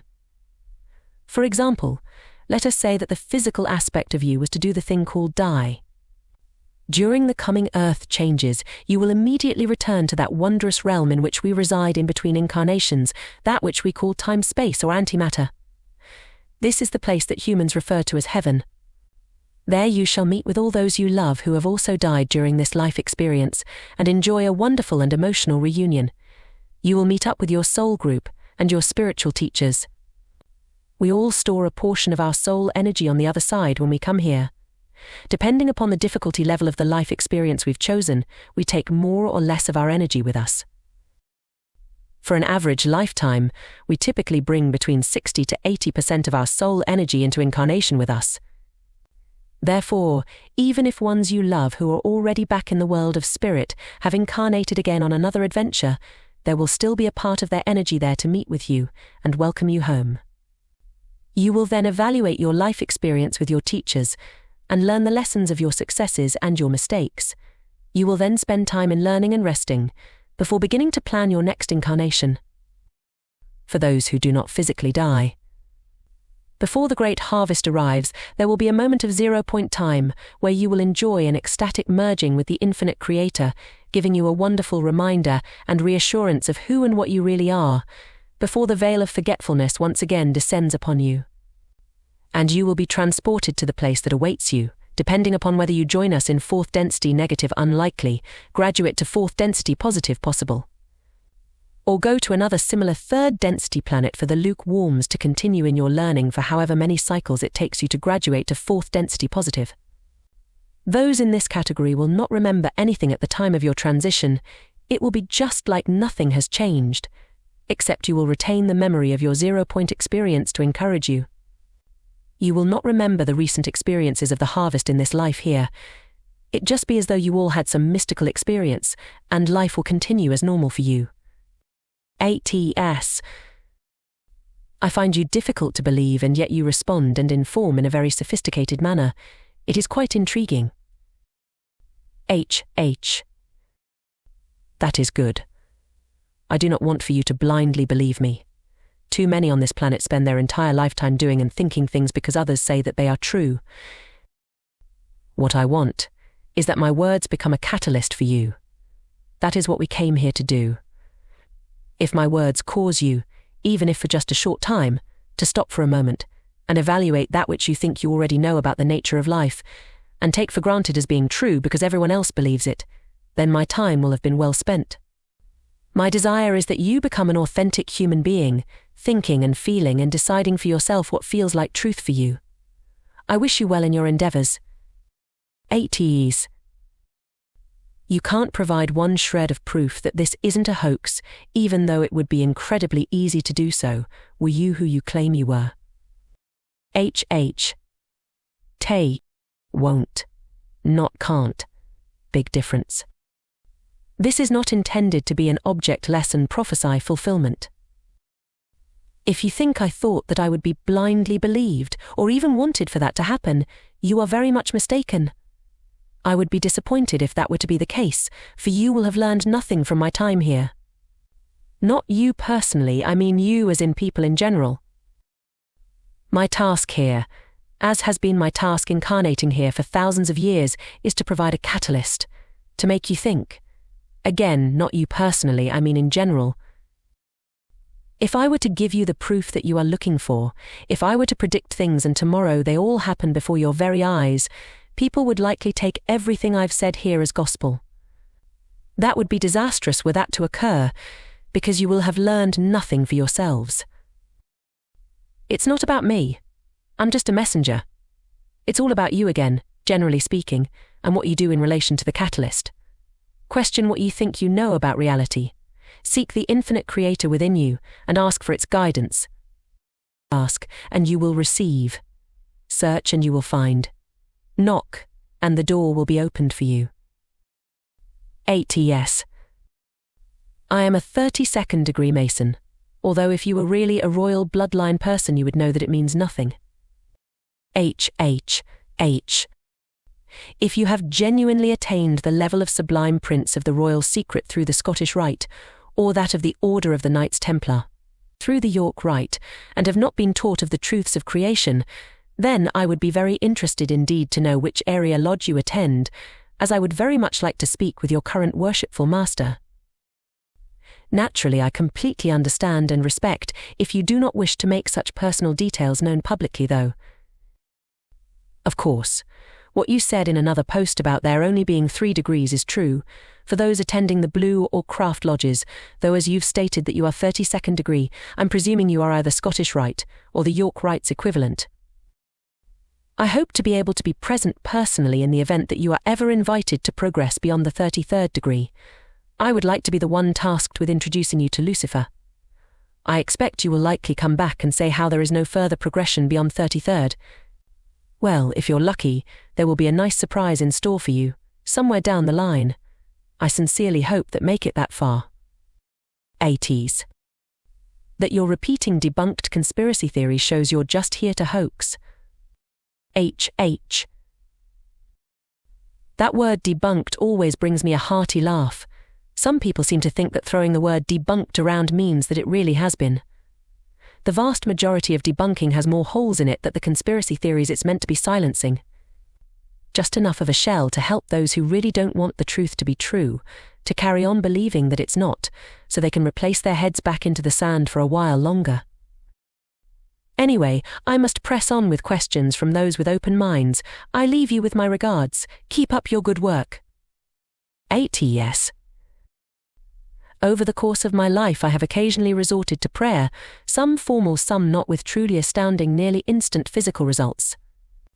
I've taken these results to heart as personal evidence that some higher force or forces can respond in a meaningful manner to at least me, perhaps to anyone still. I don't rule out the possibility of coincidence. From your vantage point, would you please be gracious enough to shed light on this phenomena? HH. There is no such thing as coincidence. Nothing happens by chance. Life is in a constant process of communication with us. Only mostly, people are too busy to notice. Our infinite creator longs to be close to us. In truth, he is closer than most would believe, they just don't notice him. As they pass him by on the street every day, when he gives them their change at the shop, when you tuck her into bed and give her a kiss goodnight, when you squash him as he's running up your bathroom wall toward his web, when there's no one else in the room but you. The main reason people don't have their prayers answered is because they do not really believe that they will. Don't have faith in our infinite Creator, have trust in Him. The most powerful form of prayer is thanksgiving. For even before you ask, I have already given it unto you. Thanksgiving is knowing that our infinite Creator has provided for you as He promised, and being thankful for that, even before you see the results. The more we trust in our Creator, the more results we get. Life gives us what we expect we'll receive, because all thought is creative. If we get up and expect to have a bad day, more often than not, that's exactly what we'll get. But remember that it works both ways. ATS. And this one would be the hoaxer's sock puppet new name, all posts in this thread acting as the coach for the op, created to give him her the aura of credibility. HH. Oh dear. You really are desperately clutching at straws. Any admin can have the power to see if I'm using multiple accounts. I would be more than happy for an admin to say if I am, because I am not. 2 accounts will show for me. Hidden Hand, my first one that I never got the confirmation email for, and this one, Hidden_Hand, the one I did get the confirmation for. My infinite Creator gives me the only credibility that I need, or that I want, for that matter. 80s. Hidden_Hand. I've enjoyed reading your posts, if for nothing then the unusual for ats whistleblowers anyway fact that it isn't bullet-holed with bad writing, grammar and typos. May I respectfully recommend that you choose another venue next time? I like Project Camelot myself. In any case, I'm still reading with an open mind but skeptical mind. HH8. Thank you. We are aware of Project Camelot. They are doing some remarkable work, though I was not aware they also have a forum, if that's what you are suggesting. Not really my area usually dealing with the internet. In fact, I rarely have time to even venture onto it. I have quite enjoyed this time of relating to others over cyberspace. Well, if you're game for an assignment, or maybe someone else if you haven't the time, I would be happy for someone to collate this topic minus the interruptions so that the message appears with just the actual flow of questions and answers, and post it there in one piece, if you so desire. As I mentioned before, I chose 8s as I was reliably informed that it is one of the forums with a higher rate of intelligence and reasoning amongst its members. On the whole, from my experience here, I would tend to agree. Though if you think it would be of value to Camelot, by all means you are most welcome to spread this message. The more people it can reach, the better. 80s. I have very few dreams nowadays, but I had one last night, and it urged me to pose a question to you. I find it amazing that out of all the topics the universe has to offer, it offers me this. HH. Nothing by chance, sir. Nothing by chance. Dreams are a key method our souls use to speak with us. The conscious mind is too busy and distracted most of the time to hear what spirit has to say, so it tends to use the subconscious instead. At ease. Hidden_Hand. I have for my whole life searched near and far for answers to questions. When I read your words, I am compelled from within to explore their complete meanings and truthfulness. I am forced to examine them to the fullest, and I am charged with comparing them to the truth within me. HH. That is precisely that way it should be. Again, I would encourage you not to just blindly accept what I say as the truth. It never was my intention that anyone should make such an error in judgment. That is not to say that my words are not true, but that one must weigh them up, meditate upon them, and decide for yourself in the light of your intuition and inner feelings, whether or not these words feel true for you. At CS. Hidden Hand.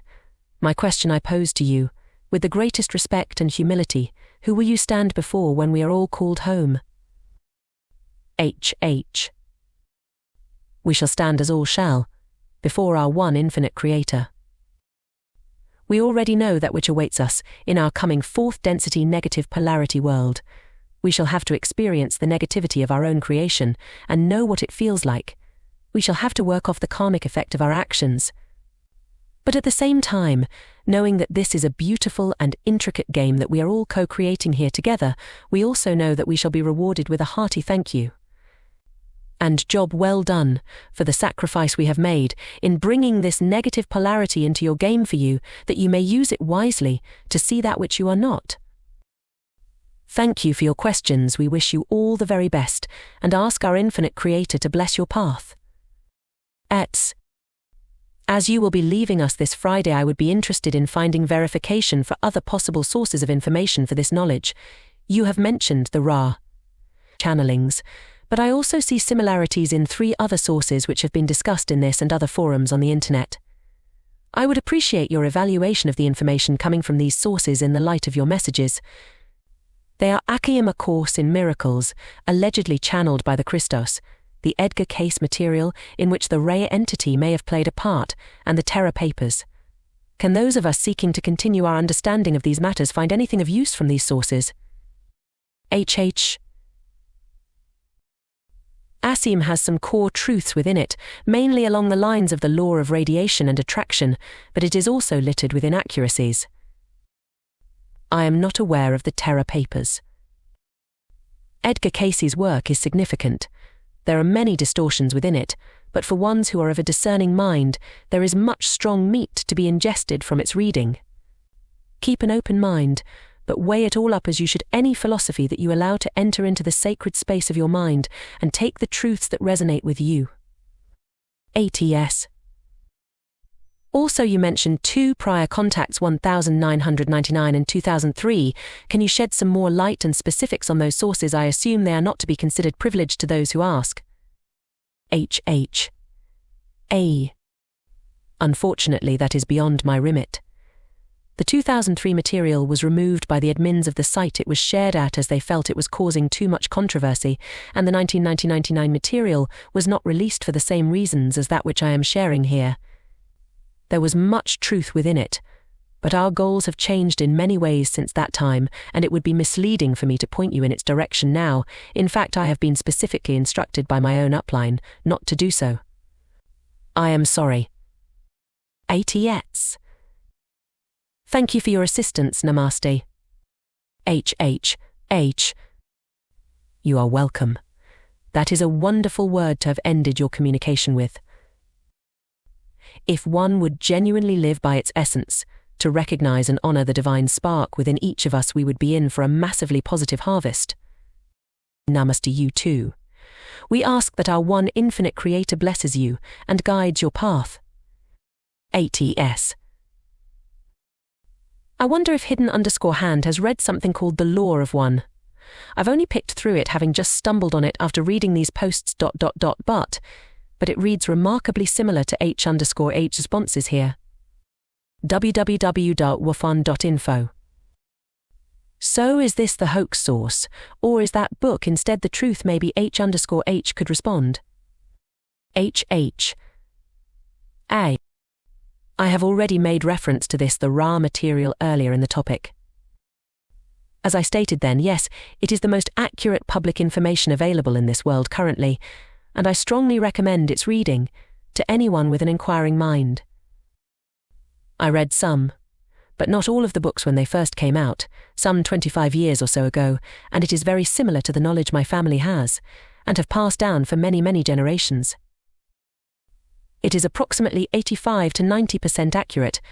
The inaccuracies occurred when the channel was weak and were not intentional. We know Ra, the entity, very well, and are happy that they are even now still working here on this planet behind the scenes to prepare for the great harvest. I think I'm up to date with your questions now. If I have missed any that are not unimportant ones, such as what car I drive, for example, then please let me know. We have 2 sessions left together, and then I must take my leave. We'll look forward to seeing you tomorrow. Okay, as I stated, unfortunately my remaining time is shorter than planned. This was unforeseen and unavoidable.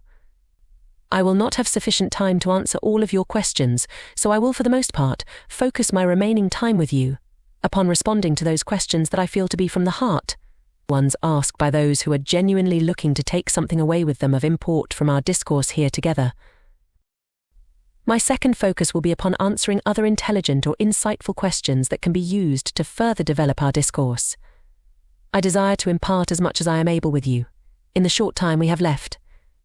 I will also, as far as possible, answer other questions that I feel are important in the grand scheme of things, meaning that even if the question seems to be from someone more intent on finding things to debunk, if that question ultimately still serves a greater purpose, I will do my best to reply.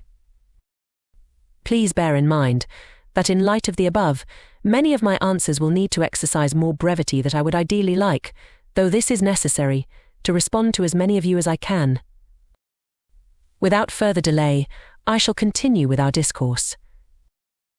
80s. Do you know me? Do you know who I am? What part do I play in all this? When will I awake? Will I awake? Should I awake? I feel it in me, but I'm afraid to let it out. Help me. HH. Do I know you, as the individuated human expression typing to me over cyberspace? No, I do not. What part do you play in all this? What part do you want to play? The choice, as always, is entirely yours. Whether you are consciously aware of it or not, you are co-creating the storyline on this planet. My advice would be to do so consciously. When will you awake? When do you want to awake? Do you want to awake at all? If your answer to this question is yes, then use the catalyst and tools we have provided for you. I have made many subtle, not so subtle, and even overtly blatant statements within this topic as to how you may choose to do this. I feel it in me, but I'm afraid to let it out. Help me. Why are you afraid? Do not reply to that question, but rather ask it to yourself during your quiet time where you work upon yourself. You do work upon yourself, don't you? If not, now would be a good time to start. Sit in silence. Switch off all non-essential electrical appliances. E.g. leaving the refrigerator on would probably be a good idea. The electromagnetic field they create disturbs your brainwave patterns and makes it difficult for your mind to achieve the deeper alpha and theta states conducive with relaxing deeply and hearing your inner voice. Ask your infinite creator to help you. Thank her, because you know that he will. Be honest with yourself. Why are you afraid? Remember that this is a game that you are playing, and that it is not reality. When you find and come to know your Creator living within you, you will know that there is nothing to fear. Be the strong and courageous soul that deep down you know yourself to be. Do not hide your inner light. Trust yourself and shine your light into the darkness. We ask our one infinite Creator to guide you and illuminate your path. 80s. Are the powers that be focusing on creating a negative point in the universe to upset the balance of our universe? HH. No. ETS. Was the 911 ritual the creation of a Stargate? HH. H.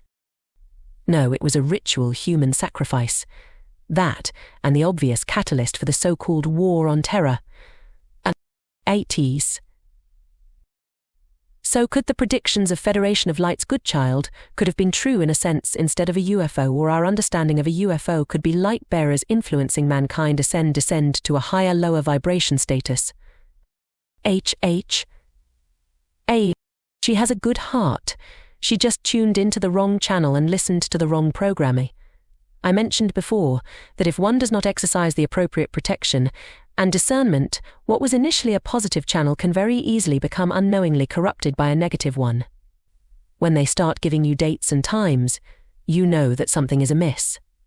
Giving dates and times that are not going to come to pass succeeds in putting out the light of the channeler's message by destroying the credibility of the messenger. ATC is the creation of fear, terror, horror and suffering by your kind to create loose emotions for feeding at the time of harvest. HH. H. No. ATS. are the bloodlines that have been infused with the ancient wisdoms trying to become gods themselves. H. There is no need to try. Humanity needs to grow beyond the stagnating concept of gods. The idea of God takes the power out of your own hands and places it upon some shadowy unknown figure, somewhere out there. In other words, outside of yourself. Instead of God, see Creator. So there is no need to try. We already are creators. And so are you. The only question is, will you create consciously or subconsciously? ATS. What is 11.11? H. Think of it as an alarm clock. What are alarm clocks for? ATs. Please explain how newborn babies are infused with spirits after birth. H. They are not. A soul enters into its physical container usually long before the birthing process, sometimes later, but still before the actual birth. ATS. Does a website like this serve the purpose of negative generating? A. That depends upon how you use it. It has the potential to be either negative or positive. It is up to you how you use the potential. ATS. What is wrong with having an ego, and why do the New Age religions try to suppress the ego? Without an ego, it seems as though one can't ponder his own existence, or in fact learn from the wealth of knowledge that we are searching for in making mistakes and correcting those mistakes. H. There is nothing wrong with having an ego. Your ego is an excellent and invaluable tool. Yet, as with any tool, if you do not have it under control, it carries the potential to become dangerous and do you and others much harm. ATS. H. Strangely, my concern is that I will be recycled back onto the wheel of life and be reborn with a new brain and lose everything I have so arduously learned in this lifetime. H. Your soul remembers everything you've ever experienced. The only reason you don't remember it all now is due to what we term the veil of forgetfulness. If you came into each new incarnation with access to your soul memory, there's no point in your coming into space-time. It would be like playing a computer game with all the cheats. You wouldn't learn anything, and it takes the fun out of playing the game. Remember that this current physical body you carry around with you is not who you are. It's just the vessel for your essence. Who you are is real and cannot be destroyed. You will retain all your memories of this life experience once you pass on to the realm of time-space, or that which some call heaven. Space-time is illusion, time-space is real. That infinite being living within and around your body, namely your soul, is who you really are. The part of you that thinks and feels and loves. It will always be a part of you. ATs. My dream is to be a master such as yourself. H.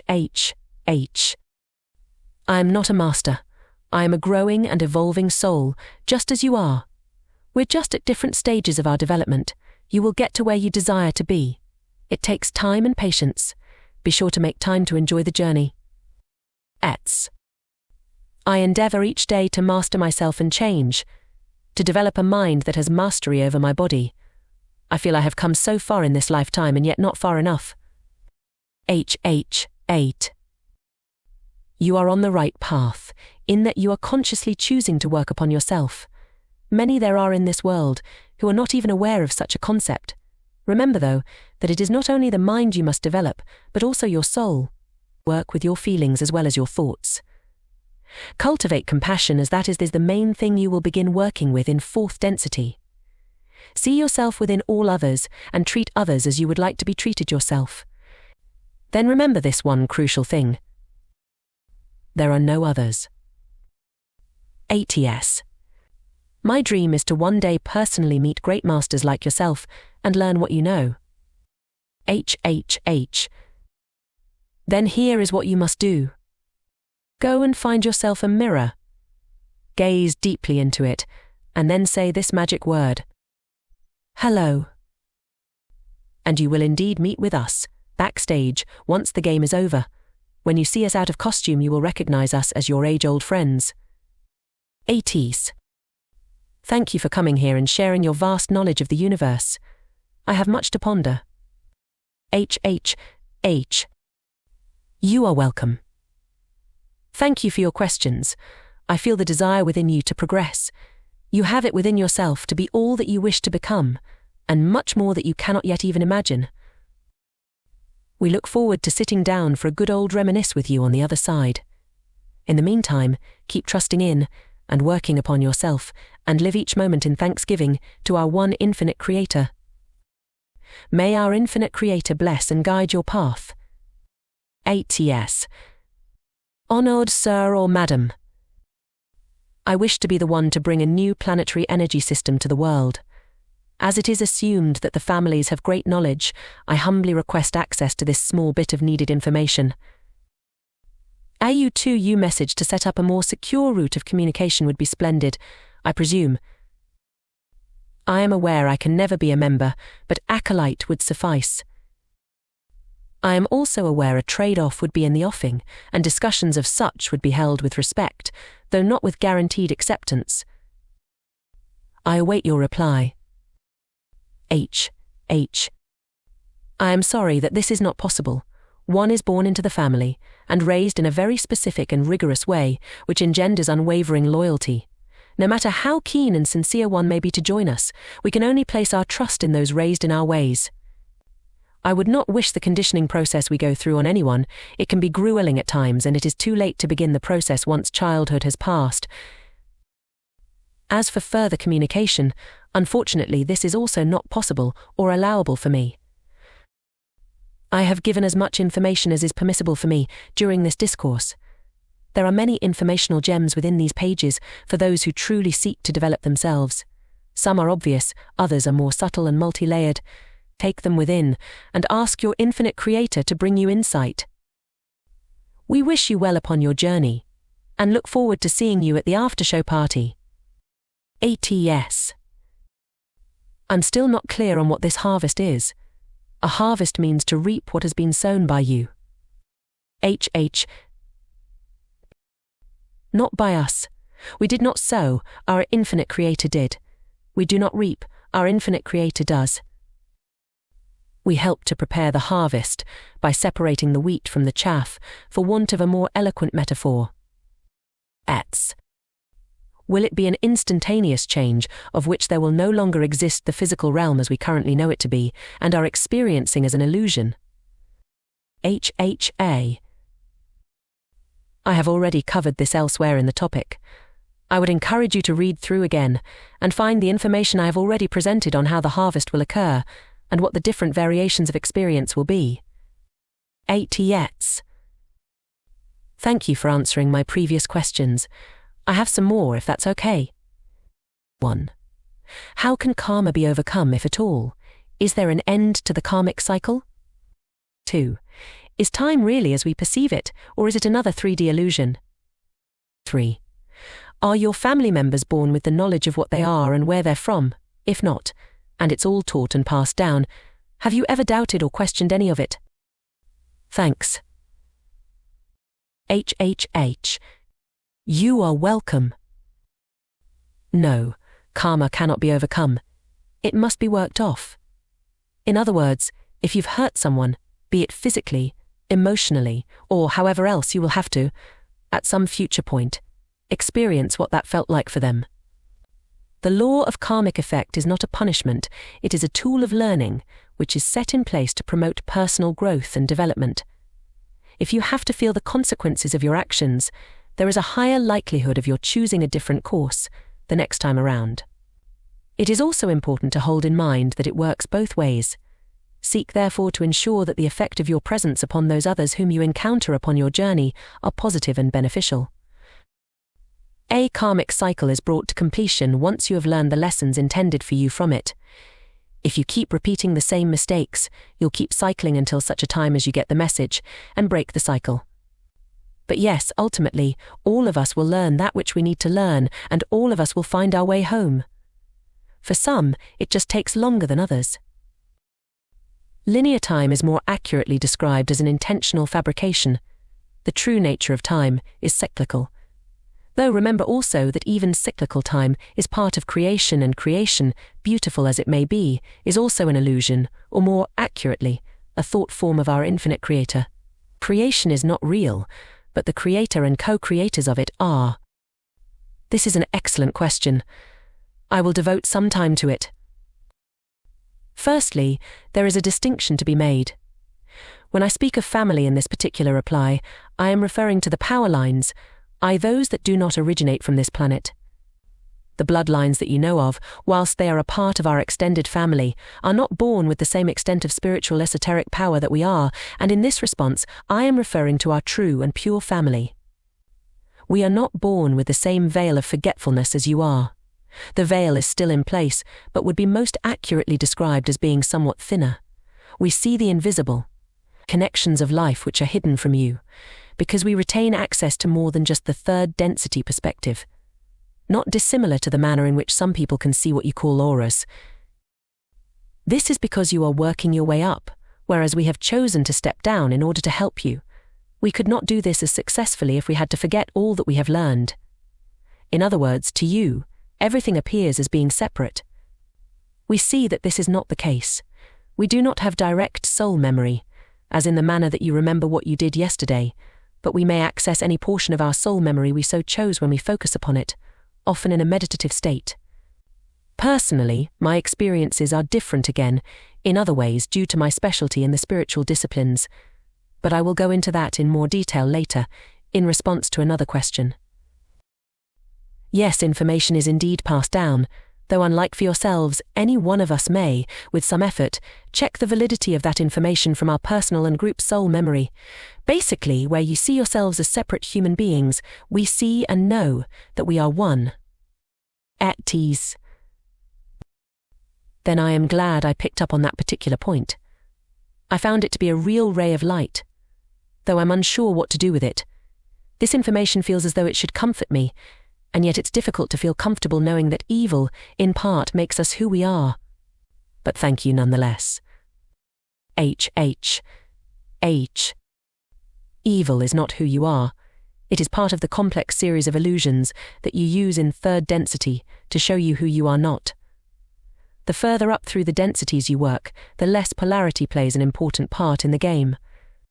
The sixth density, the density of unity, is the last level that polarity is a factor, but even then it factors in a very different way. Instead of balancing positive-negative, you will be balancing love-light, compassion-wisdom. ATS. True, and I'm glad you pointed that out to me. I think what I really meant when I said you are alleviated is that your very essence is not evil or corrupt, and this alleviates you from my perspective because I'd forged an idea of the ruling elite as being comprised of terminally corrupted souls. A. No soul is terminally corrupted. Every soul is a beautiful individuated portion of our one infinite creator. Souls play characters in the game of incarnation. Souls can play some really mean and nasty characters, but underneath the disguise they will always be beautiful. Remember this. Every time one of these beautiful souls mistreats you as a part of their storyline. They're just playing their part, like any good actor does whilst on stage. Be thankful to them for their sacrifice and learn the lessons they are bringing to you. You say we all mingle between incarnations, but I suspect the nature of our perception and interaction in that realm is not comparable to our earthly methods of interaction, and therefore, as a united entity, there'll be no independent laughter. I have a few what I feel are probably final questions for you. H. Not so. Think in terms of individuated souls who can see and understand that they are not separate but interconnected. It is an illusion that space is empty. You will still interact as an individual, yet at the same time you will see how we are all one. It is difficult to explain in a way that makes third density sense. We just do not have the words or concepts to describe it. We no longer need words where we are going. ATs. How do you know all this? And I really mean no. Clearly you have been taught in great depth about the nature of existence. But how do you know this firsthand? How is it more than faith for you? Have you been able to avoid forgetting upon reincarnation? I have made reference to this. in my answer to the previous poster. ATC. You seem to be suggesting that your methods of physical enslavement are intended to force us into spiritual awakening. But if that is so, why are methods of spiritual suppression used against the general populace chemicals, organized religion, sociological? I understand why you obstruct our material lives, but not why you obstruct our spiritual development. HHH. Think of it as a test. Have you ever noticed how just when you think you've found something that really feels like truth for you, something will come along to make you doubt it, to make you doubt the truth, and in so doing, to also doubt yourself in believing it? It happens all the time, in fact, almost every time you have some new revelation that gets you all excited, and it happens quite by design. You cannot see this, however, as it's happening beyond third density comprehension, in a realm where everything can be seen as adjoining and relating to everything else. Synchronicity. All a magical part of our infinite Creator's ingeniously creative mind and excellent sense of humor and irony. Can you see how the test works? Just when you find something that you've weighed up and dissected with your discernment and decided to integrate it into your concept of truth, along comes the challenge to your newfound beliefs, usually in the form of an event or something that others may say to dissuade you. Your spiritual development, like all other aspects of your progression, is something that you have to work for. How do you know if your newly discovered truth is really true if you're never tested on it? The test is this. In the face of a challenge, who do you trust? Do you trust what the outside world is showing you? Or do you hold fast to that which feels like truth deep within you? That is something you can only answer for yourself. I am sorry I do not have the time left to respond to all of your questions, so I selected the ones I felt to be the most important. I have enjoyed our communication, Sithrul, and am happy to have made your acquaintance. Well, I must press on with more questions. I ask that our infinite Creator bless and guide you on your path, and give you the courage of your convictions. Be well, friend. I look forward to meeting up with you when we've completed the game. ATS. I have one more question for you, if I may. What question has not been asked as of yet that is most important for us to know, if any? And if there is any, would you consider it asked now? Not sure if this one does any good, but it stuck in my mind last night. HH. An excellent and incisive question to ask. I think what I shall do is to save this question for the very end of our discourse. It will be an effective way to bring our time together to a close. ATS. Hidden_hand. I know you're trying to focus on spiritual questions and questions about the density shift, but if you could detract for a moment to answer my questions about shape-shifting, I'd appreciate it. H. I will, but must be very brief. I am sorry. Shape-shifting is not a natural phenomenon. Shape-shifting creatures' races do not exist, at least certainly not in any realm, galaxy or density we have ever experienced. However, there are certain rituals that, when engaged in, enables this to take place. It has to do with the fact that the body, as is true of all physical things, is not really solid. Sure, it looks and feels as if it is, but in actuality, all matter is composed of atomic and subatomic particles of light within molecules and compounds.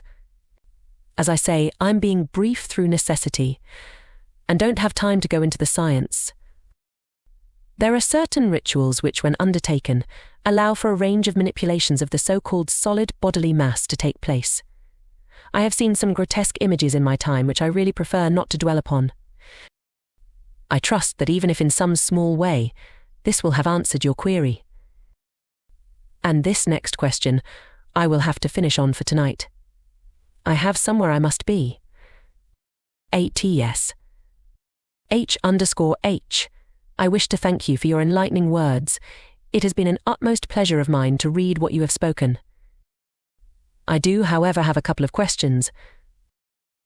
As I look into myself, I feel as though I am an old soul who has learned many things and possibilities.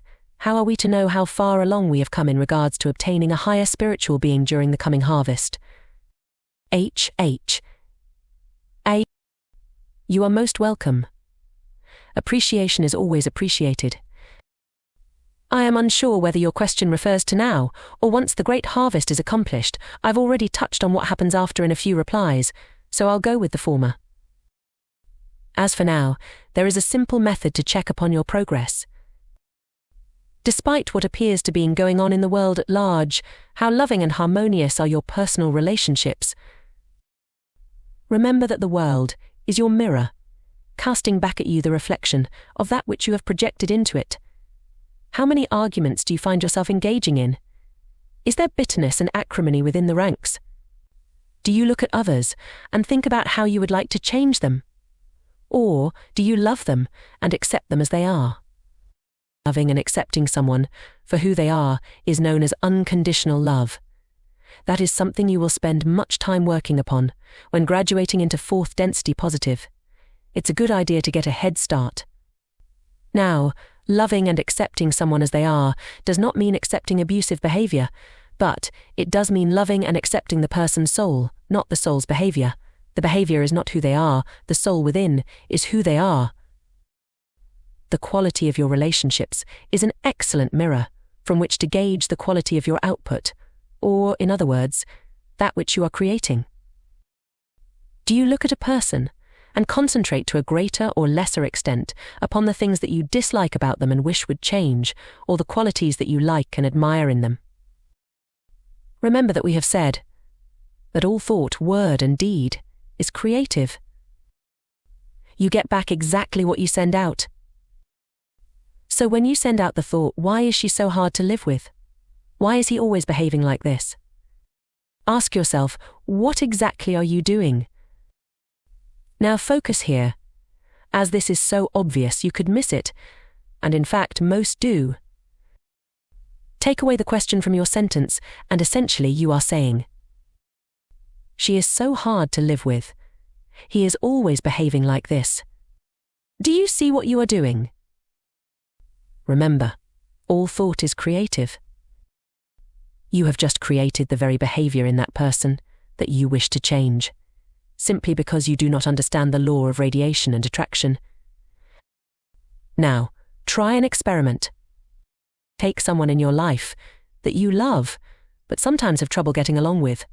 Think about the thoughts you have projected about that person. The negative thoughts. Ask yourself, does the behavior that you do not like in that person in any way correspond to the thoughts you have been having about them? If you're honest with yourself, it's a strong bet that it does.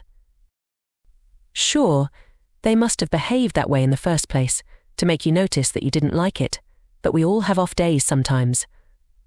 The more you focus on that behavior, the more you are going to see of it. It's just life, doing what it does, and conforming to your expectations about the way it will be for you. Now, having recognized this, what will you do about it? Simply notice your negative thoughts as they arise, literally catch yourself as you are having them. And then, simply change your perspective. Focus instead about the things you like about this person. How you love their smile, the sound of their happy laughter, the way they do such and such nice thing, how helpful and loving they can be. Keep putting those positive thoughts out. Persevere, as you may have a bit of negative work to undo first, but just keep catching yourself and focusing on the positive. Then prepare yourself for an almost magical transformation of your circumstances. Always monitor your thoughts and pay attention to their quality, because what you think about is directly related to what you will see around you and what life will show you. It is the difference between conscious and subconscious creation. 80s. And what of our loved ones, or more appropriately, my soulmate who I love dearly? Will I be able to take this new journey of the harvest alongside my loved ones? HHH.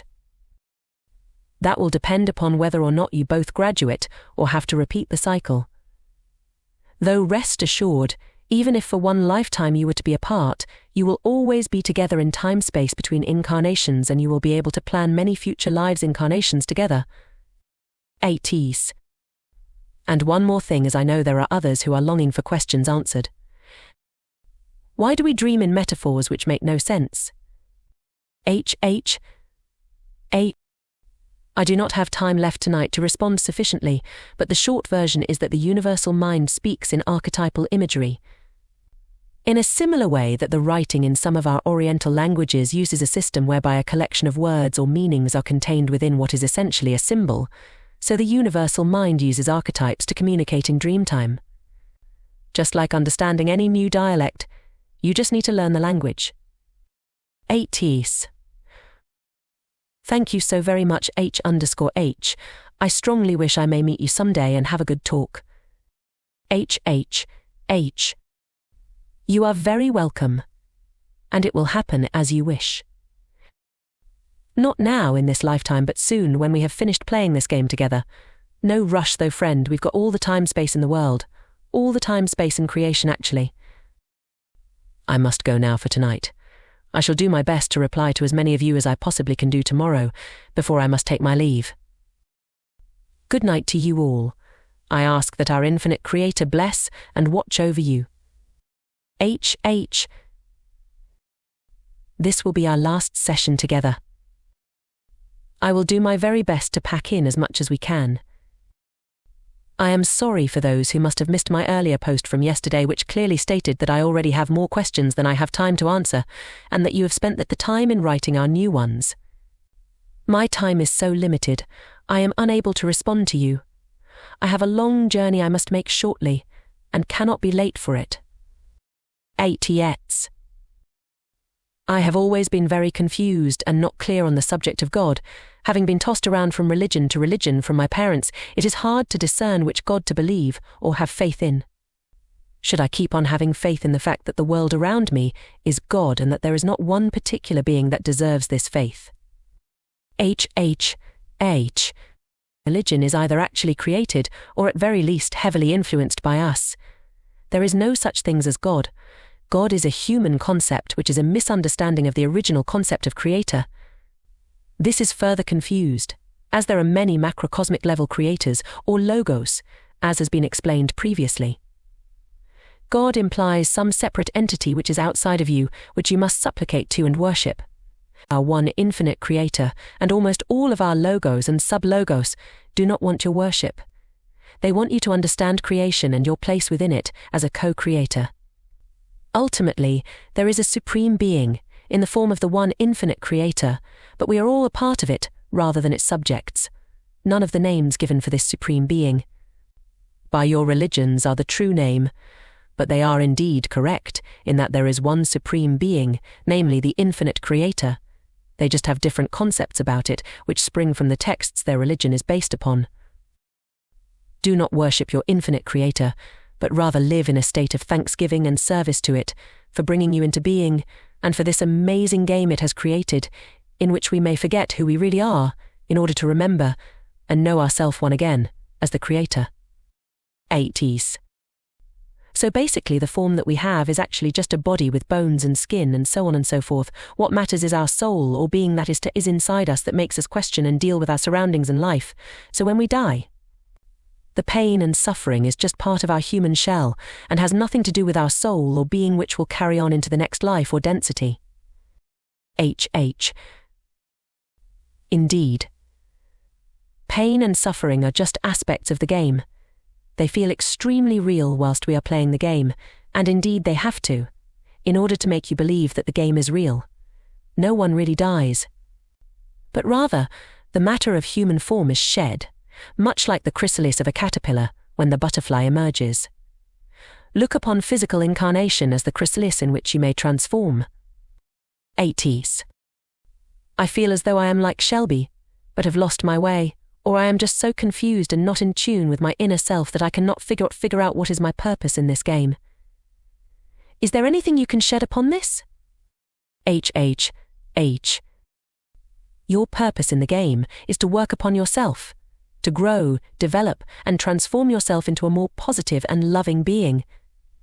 You had certain goals that you planned to achieve before incarnating here, which is a main reason for the veil of forgetfulness being in place, because if you already knew what your goals were, the game would be too easy.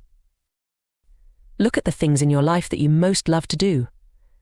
Ask yourself what makes you most happy. Experience these things as often as possible, as they will be related to some of the things you chose to put into your soul contract to do here. Also, look at the negative things that often seem to recur during your lifetime. It will be highly likely that these are also things that you chose to come here to work upon. Let us say, for example, that you chose to come here to work upon patience during this incarnation. You will likely find that you have a tendency towards impatience, and that life will often bring many experiences to you in order to test your patience. The idea being that rather than losing your temper, you work upon your impatience and resolve to become a more temperate and patient soul. This same analogy may be applied to all manner of circumstances in which life will test you. Look for and begin to identify any recurring issues you have that you perhaps struggle to deal with and seem to present themselves to you time and time again. Perhaps anger, being abusive, selfishness, hatred, cynicism, and the list goes on. Whenever you find recurring circumstances, it is because you are being presented with opportunity after opportunity to work upon these issues until you get it right and choose a way of behavior that is more positive. Once you've successfully identified these issues within your life, worked upon them, and used them as the tools of transformation that they are, to improve the quality of your character, you will notice that these things seem to almost cease to appear in your life. You will still be presented with them at varying intervals to check that you have not forgotten that which you have learned, but they will be fewer and far between. I hope this may give you some clues as to how to identify the things you came here to do, and how to go about working upon yourself. 8. My life has been a troubled one for a while now, having been so soaked and brainwashed into the human life form and way of life, but lately I feel as though I am starting to wake up and see things more clearly. Am I doomed because of the path I have taken for most of my life, or can I still save my soul? A. You are not doomed, and your soul does not require salvation. No one's soul does. There is nothing to save it from. It is good to hear that you are awakening, and that is another reason why I am here at this time, speaking with you. Our infinite Creator has many messengers, and He uses us all in our own unique ways to help with the awakening and prepare as many as possible for the coming great harvest. But as I say, you are not doomed, and there is nothing to save yourself from, except perhaps from ignorance. And I do not mean that in an insulting way, but rather ignorance as in a lack of understanding. At the very worst, you will have to repeat as many third density cycles as is necessary in order for you to learn the things you need to learn in order to progress and graduate to fourth density positive. But one thing is for sure, you will get there in the end. All will find their way home to our infinite Creator. Rest also assured that you will not find yourself lost in your cycling. At the end of each physical incarnation, as I've previously stated, you return to time-space, or that which has been described as heaven, where you shall once again know yourself as you truly are, a unique and beautiful soul, and a part of our Creator. You only forget who you are during incarnation. The object of the game is to wake up within the dream, and in effect become a lucid gamer. To remember who you really are during the game, and to then begin working upon the things you came here for. Rereading this topic, with discernment, will provide you with plenty of clues on how you may choose to go about this. 80s. Thank you for your time here with us, and I wish you the best. It has been a pleasure speaking with you and listening to your knowledge. HH. We wish the same for you, brother, and ask that our infinite Creator bless you and guide your path. See you when we get home. 8TS. So, is the harvest an all-or-nothing event, or will it be a mixed harvest, a few moving to fourth density, a few moving towards fourth density in service to self, the great majority repeating third density? And if only 94% go to fourth density negative, then you have to repeat third density and try again for a 95% negative harvest. If so, then I would hate to imagine how much more negative your people would make the earth at that point. I'm still confused about your part in this. In order for you to move on the fourth level, it must be a 95% negative harvest. In other words, to reward your people with fourth density, 95% of the human souls have to be in the self-contemplation process as far away from the infinite source as humanly possible. That just doesn't feel right to me. HH. It does not feel right to you, as it is not right. You have not entirely grasped the concept. I shall attempt to clarify. The harvest is mixed. Those who are 51% or over on the positive path will graduate to 4th density positive. There you will work upon love and compassion, and it will be a very beautiful world to reside within for you. There will be very little negativity, just a small enough amount that you can still use it to exercise your free will in choosing who you are not, but it will be so much more obvious than it is here that the negativity is a tool to be used. You will see the interconnectedness of all things, and you will know that you are not separate from one another, or from life itself. You will not use words much, unless you choose to. Telepathy becomes the normal method of communication. Everything is open, and you cannot hide your thoughts from others. From that incarnation onwards, you will not have to experience 3rd density incarnation again, unless you later choose to do so from higher densities, as we have done, in order to perfect the art of service, or unless you somehow, in a 4th density world of abundant love and beauty, inextricably manage to be 95% negative at a time of future harvest, and slide back down the snake, instead of ascending up the ladder, to use another game metaphor. Back to this current great harvest, we do not require a 95% negative harvest, as you have deducted. Instead, what we require is for us to personally attain a 95% negative polarity for ourselves, not for you. We must be 95% negative at least, in order to graduate to 4th density negative and earn the opportunity to clear our karmic record of all the negativity we have created on this planet, before returning to our rightful place as 6th density guardians of our galaxy, and teachers of wisdom to those in lower densities that ask for our assistance. If we do not make it, we will remain trapped in the 3rd density cycle with all those between 94% negative and 50% positive, what I termed lukewarms, and have to continue to provide negative polarity for you. Harsh as it is, our only way out is to be as negative as possible, to graduate. We cannot choose to be positive, because that is not what we came here to do for you. That's why I often have referred to all the horrible things we've done here as our sacrifice. ATEs. You said that the lukewarm people at the time of harvest would not notice anything has happened, that they'd be on a different planet. Do you mean that they'd wake up with no memory of what has occurred but still be in the same physical body, or they'd wake up in a new physical body with no memory of any past life? Care. There will be a short experience of 0-point time where you feel utterly at one with your infinite creator. It will be a feeling of blissful, ecstatic expansiveness and unity, whilst your physical vehicle's bodies are dissolved back into light and transported to your new environment. When that transition is complete, the 0-point time will end, and you will appear in your new game zone planet. You will look the same, think the same, feel the same. In fact, it will be just like you all had some mystical experience, and life will carry on as normal for you. Same houses, family situations, jobs, friends, lovers. Everything will seem the same as before. You will not remember the great harvest or earth changes that occurred as the planet Earth heals and regenerates herself.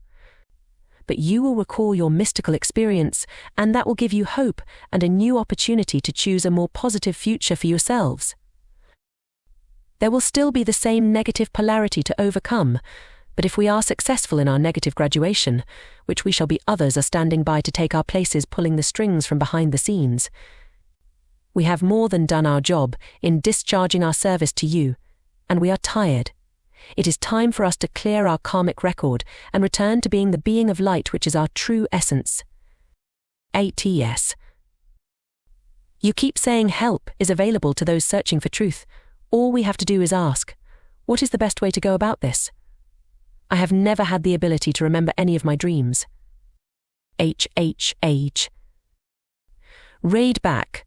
I have given guidance on dream recall previously.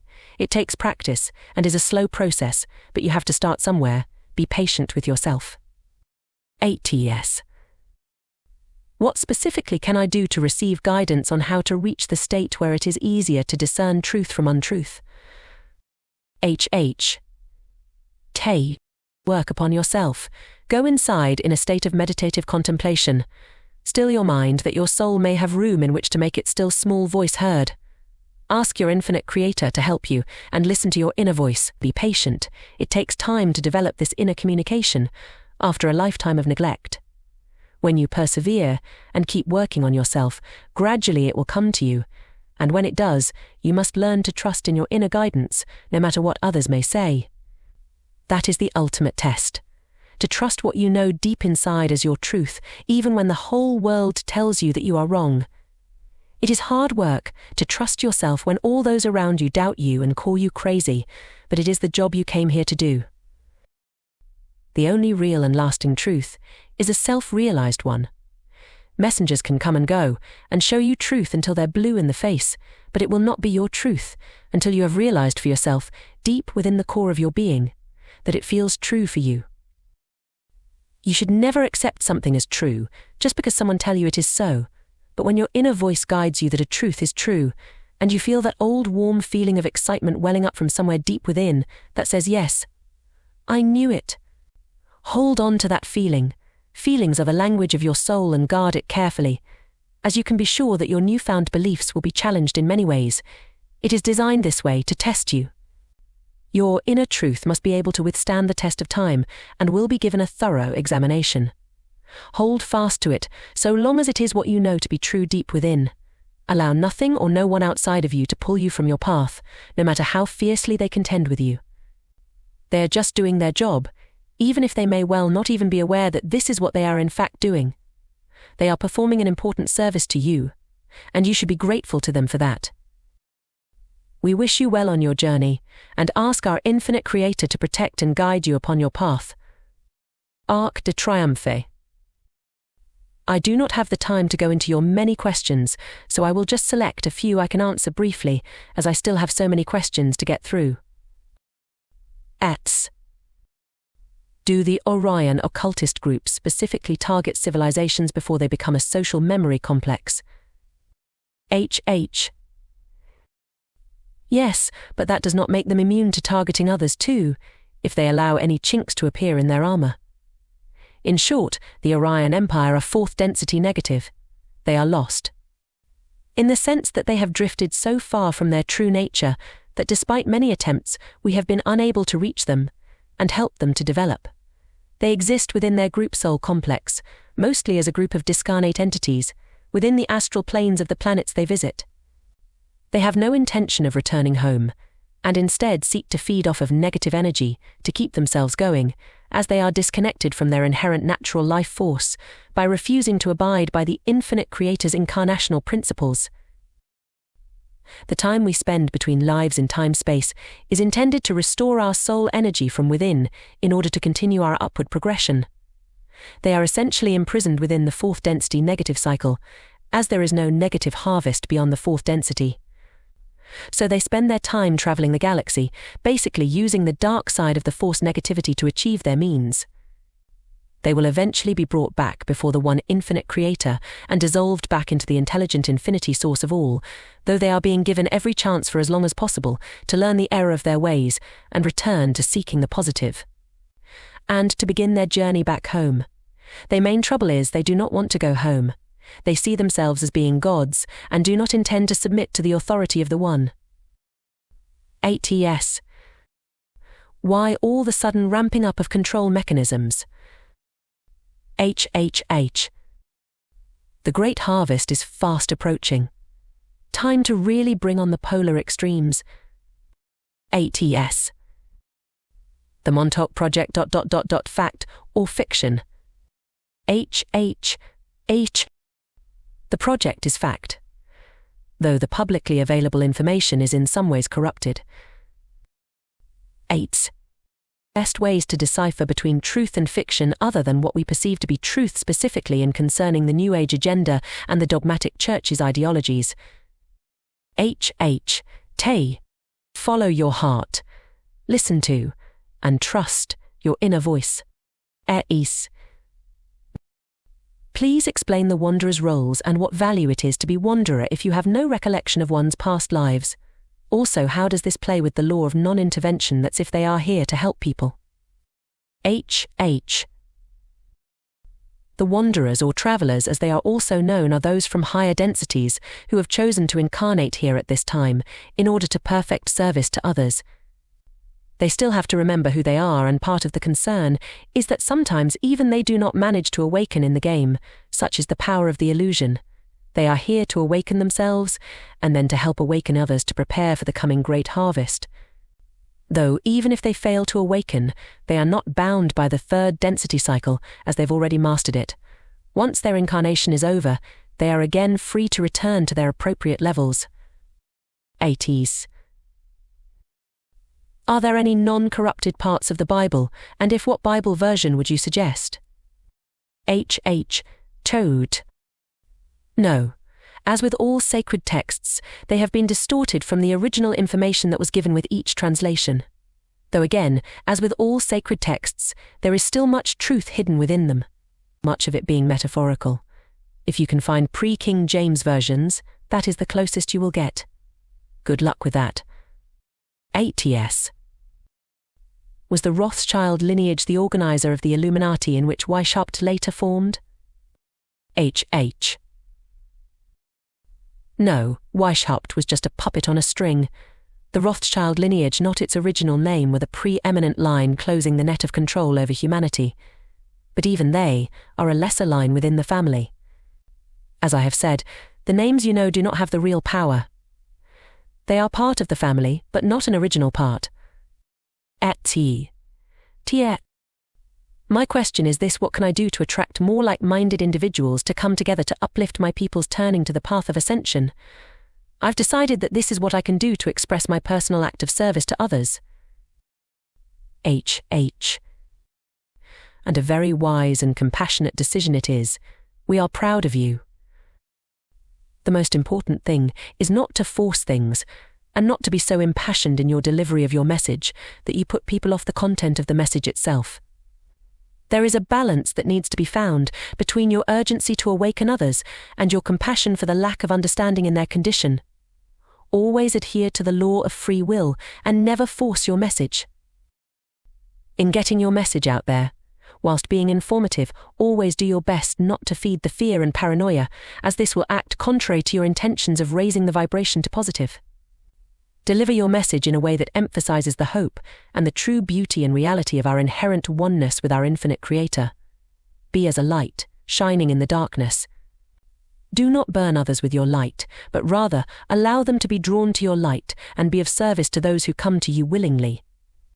In other words, do not become evangelical with your message, but rather be the enigmatic and loving wise old sage to whom others are drawn to because of the quality of his vibration, rather than the volume of his rhetoric.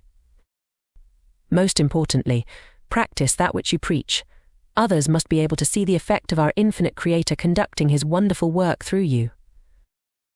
We wish you well in your task and are hopeful of a positive harvest for you, but above all things, keep working upon yourself and keep choosing the positive and being of service to others, because you desire to, not because you feel that you must.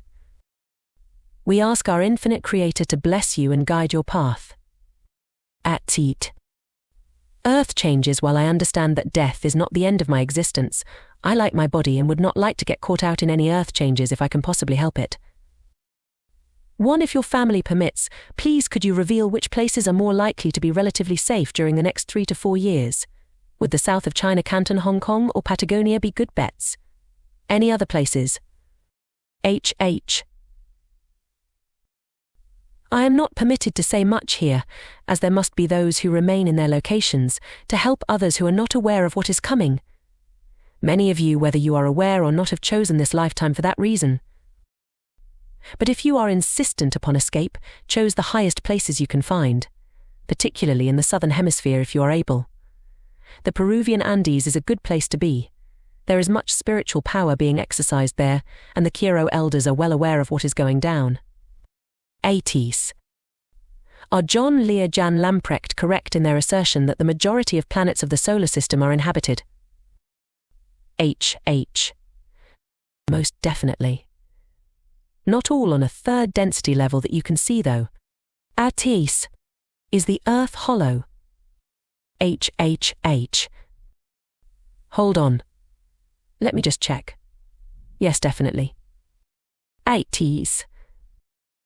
If so, how does one gain access? I am not permitted to say. ATTA.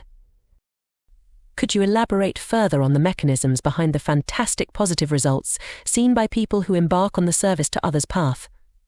I invite you to really deeply explain the intricacies of the energy play at work. While you get out what you put in is true, I'd like to see the whole concept dissected and fully explored. HH.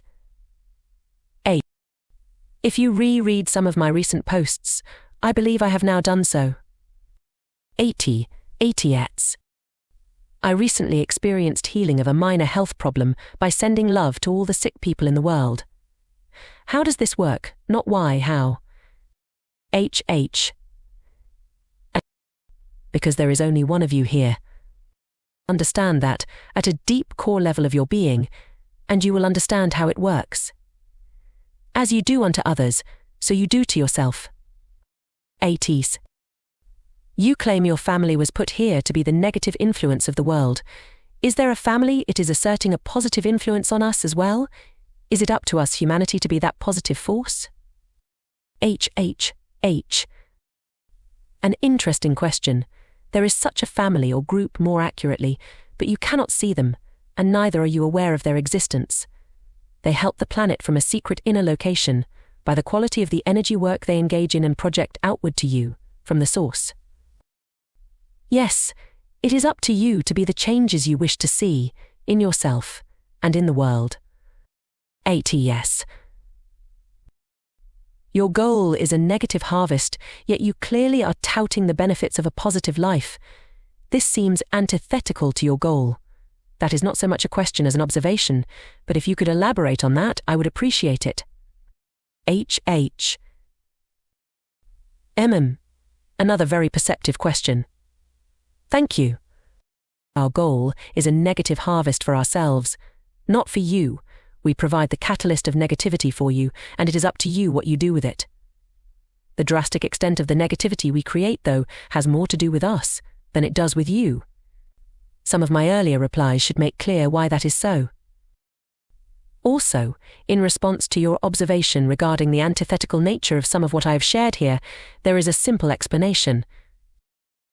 Let's put it this way. I have already been, shall we say, chastised for going well beyond my remit here. It was not intended that I be as open as I have been. In fact, if you follow the topic through again from the beginning, you may notice how my tone toward you collectively has softened somewhat during our discourse together. I have, as far as possible, adhered fully to the laws of free will and confusion, although there have been instances where I have said more than I should have. You yourselves will not suffer for this, however, when it comes to my next cycle in fourth density negative and working off my karmic record. I will have to accept the consequences for my actions. But hey, I figure I've got a negative enough life to come as it is, so what's a little extra going to matter? I was reluctant to be the one tasked with this communication. I still very much have a weakness for compassion, but I obey and discharge the assignments given to me. It has been a very long time since I last spent any time in having direct dealings with your kind in general. I do not mean that in an offensive way, just that the vast majority of my time, I only ever see family during my daily and nightly tasks. I do not live what you would call a public life. I am sheltered and secluded. I did not anticipate how involved I would become in this process. To be honest, I really did not expect so many questions and such a warm and open-minded reception from the majority. You could say that I have in some way grown somewhat attached to you. In effect, this window of opportunity has also become such for me too. What began as me just doing my duty has become more a labour of love, and when this is all over by the end of this evening, I think I will actually kind of miss you all. And having this involvement with those of the outside world, I was chosen because it was desired that someone of my diplomacy skills would be best to deliver this message. Due to the very nature of the subject matter, there was much potential for discord. It was felt important that the message did not become lost in a self-righteous or defensive delivery system. So you got me. And I'm actually glad now in retrospect that you did. I sit here and chuckle to myself, in light of the way some people here have spoken to me, how this discourse may have descended into something ugly, were certain others amongst my family who were also considered for this assignment to have actually been given the job. Now I know why I was chosen. As with all things, it was meant to be this way.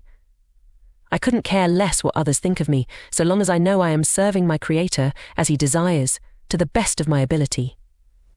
His is the only approval I require or desire. I have nothing to defend, so I guess that's why I was perfect for this task. Anyway, enough with the sentiment. I have more questions to answer. ATS. A common saying among Christians is Satan's greatest trick is convincing the world that he didn't exist. I think there are Christians that would look at what you've written and see it as an elaborate ruse to make the devil look good. HH. Satan is a human invention. Simply the personification you have given to all the negativity that has existed on this beautiful planet. You didn't know who to blame, and as you could not find it within yourselves to take any of the responsibility, Satan was created to absolve yourselves. 80s. Many of my friends and family are Christians, and they would likely think the same. How would one even go about presenting this information to a person of that mindset? I am not here to spread your gospel, but I would definitely like so share this with a few of my friends. HH. How can you present anything to ones who have no desire to have their belief system challenged? They will believe what they want to believe, and noting you or I can say is likely to make any difference. It becomes ingrained at a subconscious level, and when a belief structure becomes that insidious, the only way it is likely to change is through a mystical experience or such a personal demonstration of another way in the life lived of another. That one cannot fail but to notice that there is something different about them. How can you reach such as these? Only by example. 80s.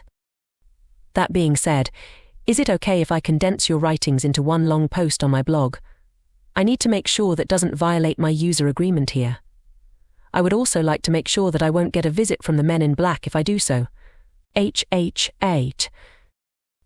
That is amusing, thank you for the chuckle. Yes, you are most welcome to collate this discourse for presentation elsewhere. The only thing I ask is that anyone choosing to do so respects my wishes and copies only the message itself. In other words, do not include all the petty side discussion. If you want to present this message to others, please honor my original intention, that the message is presented as a whole. When I said in my opening post that I required provisional faith or suspended judgment, I made it very clear why this was the case. I couldn't care less that people do not believe it. I never expected that many would. But what I desired in asking for the above was that the message was allowed to be presented in full, with all genuine questions replied to. And then once that process is complete, you can say whatever you like about how much of a hoax you may or may not believe it to be.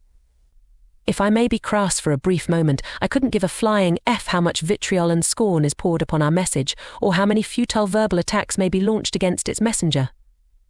The message will reach all those it is meant to reach, and that is exactly the way it should be. It is what the Creator wants. Those with ears to hear, eyes to see, and a heart to understand will hear the message, and the seeds planted will grow strong in such fertile soil as these. So please, therefore, if you respect that which I have shared here, and the courteous manner in which I have shared it, if you want to copy it, copy only my posts. My posts all quote within them the questions I respond to, so there are no other posts required, if a genuine representation of the message is that which you desire to take away with you. 80s. Thank you for posting some of the most interesting information I have ever read. I am a bit of a crackpot and I scour the internet for conspiracies, alternative news, UFO videos and the like. I can't say I'm ready to completely buy what you're selling, but it has definitely resonated with me. HH. You are welcome. And I in turn thank you for reading it with an open mind. I would never ask or expect you to buy what I'm selling if you notice I have stated throughout our message that the very last thing I want is for it to be blindly believed or taken as gospel. As I've said, it is yet another in a long line of catalysts that your infinite Creator has provided you with down the course of history. A catalyst is not meant to be believed. It is meant to present you with a challenge to that which you think you know about reality. And that is all it is meant to do. As always, how you respond to the catalyst is entirely up to you, just the way it always should be. Thank you very much for your very incisive and perceptive questions. Whether you realize it or not, you have contributed greatly to this discourse. We wish you well, and ask our infinite Creator to bless you and guide your path. 8. H put out some incredibly well-written information, almost like it flowed from her being onto the thread. H. And that is possibly the most perceptive realization in this discourse thus far.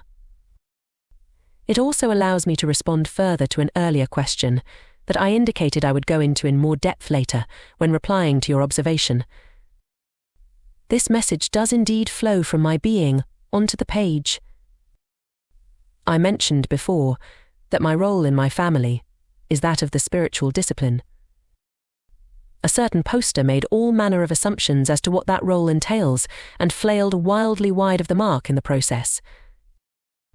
As I said previously, all of the power lines off-world bloodlines that comprise the inner sanctum, or hidden hands of the family, have certain abilities that third density incarnates do not possess, even the others of our family. The lines, one of these being the ability to know their entire incarnational past with focused concentration. There are a wide array of tasks to be attended to that allows our family to function effectively, and we each specialize in certain areas or disciplines in order that the body of our family runs like a well-oiled machine. My area, and that which I spend the vast majority of my time actively involved in, is that of spirituality. Our spirituality, not that of the peoples of the earth. Others below me deal more in that area. I could be likened to that of a priest or a minister. In the same way as your religions and spiritual teachers have the responsibility of listening to the voice of their Creator and delivering his messages, so too do I. I have been actively engaged in this role now for a great many years. It has become second nature to me. Actually, more accurately, it has become first nature. A large part of my role is to constantly be in the awareness state of our group soul, Lucifer. That is why you will notice that I so often refer to we even as I am speaking in the first person. That has just become natural for me. I spend most of my time speaking with my family as Lucifer, the group soul perspective. When I speak henceforth, it is not me, the individual soul spark, that is speaking to you in essence, but rather, for want of a better description, because it is far from accurate, you could say that in effect I am channeling Lucifer. That is why this discourse flows so easily. As some have noted, the chances of me having spent however much vast quantities of time researching all this material to hoax with and present it in the fluent method that I do, as in regular daily installments, whilst I guess could be remotely possible, is unlikely in the extreme. For those who are open enough to receive the above explanation, now you know why and how it is done. I speak not for myself, but rather for him who sent me, my own Creator, Lucifer. I know and have experienced that which he knows and has experienced, because essentially we are one and the same being. 8 yet. I have never been involved in any organized religions per se, but have always been spiritual. I do look at the many religious texts out there because I believe they all have parts to the story. One can find great knowledge from many different books or religious texts. I believe that we as humans are creators like the one Creator, and we are all one. I also believe we will be moving into a higher level of consciousness where we can consciously co-create in our world, since we are only unconsciously co-creating at the moment. HH. Your insight serves you well. ATS. There is so much more I would like to speak with you about, but am not able to think of what exactly I want to say. Thanks for those great words that you speak to us and appreciate what you are doing. With love. HH. Do not worry, friend, we feel your heart, and that does not need to be expressed via the confines of limited words. We can speak all you like, and will be happy to do so when the game is over. ATS.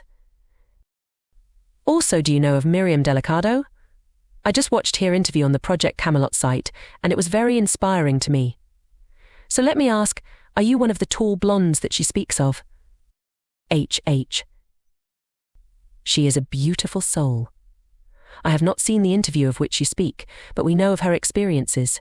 The tall blondes of which you speak are of pleasure and heritage. They are working with what is known as the Galactic Confederation of Planets. They serve the positive vibration. Plejarans are from the constellation you call the Pleiades. Its actual name is the Plejares, hence Plejarans. And no, we are Lucifer, and nothing directly to do with the Plejarans, though they are indeed good friends of ours. 8's. I have never seen a UFO or any of this spiritual stuff myself. I just know in my heart that it's there for me to find. What can I do, if anything, to get myself in the correct frequency to see these things and have these experiences? Any and all information you provide will be greatly appreciated. A. Simply believe and know in your heart of their existence. Think about it. In all of this vast creation, can you really believe that you are alone? I will pre-warn you, though, so as to avoid disappointment, you will only receive communication from them, if that is something you have already agreed together in your soul contract before coming here. Many here at this time, millions, have a part to play in the Great Awakening and preparations for the Great Harvest. Many who do not believe now will begin to open their minds, as the earth changes that are coming begin to take effect. People will be terrified and have no idea what is going on, because the governments have concealed this information from you. These travelers, or what some have termed starseeds, are incarnated here to help on the ground level when this all begins play out over the next few years. When the time is right, they will come forward. Most people are not ready to hear this information yet, but not so far off, they will be.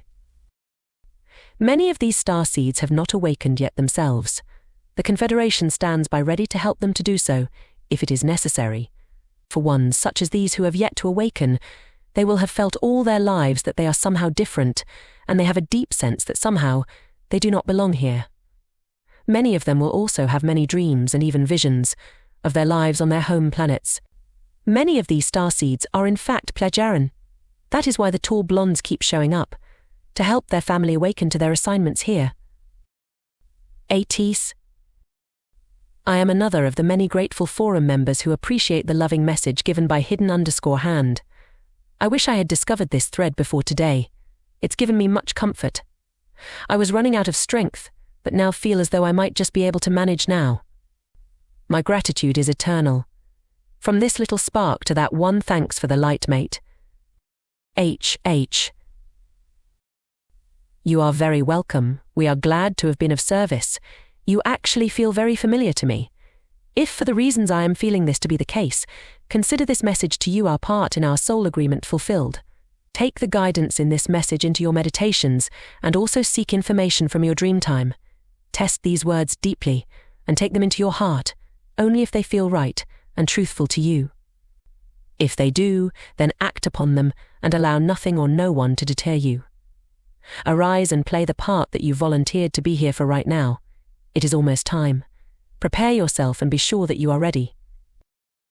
We leave you with our strongest encouragement and the love and light of our one infinite Creator. 8's. He could be what he says he is, I think, but he could be a well-read but bored person wanting to see how far his hoax will spread on the internet. The thing I do find is that if he is the latter, it doesn't fit the profile. I mean, if you read up on the stuff he obviously is interested in, it is harder to wantingly hoax with it. It goes against the things he loves to read about.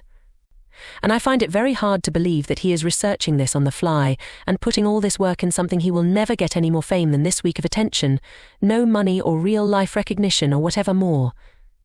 H.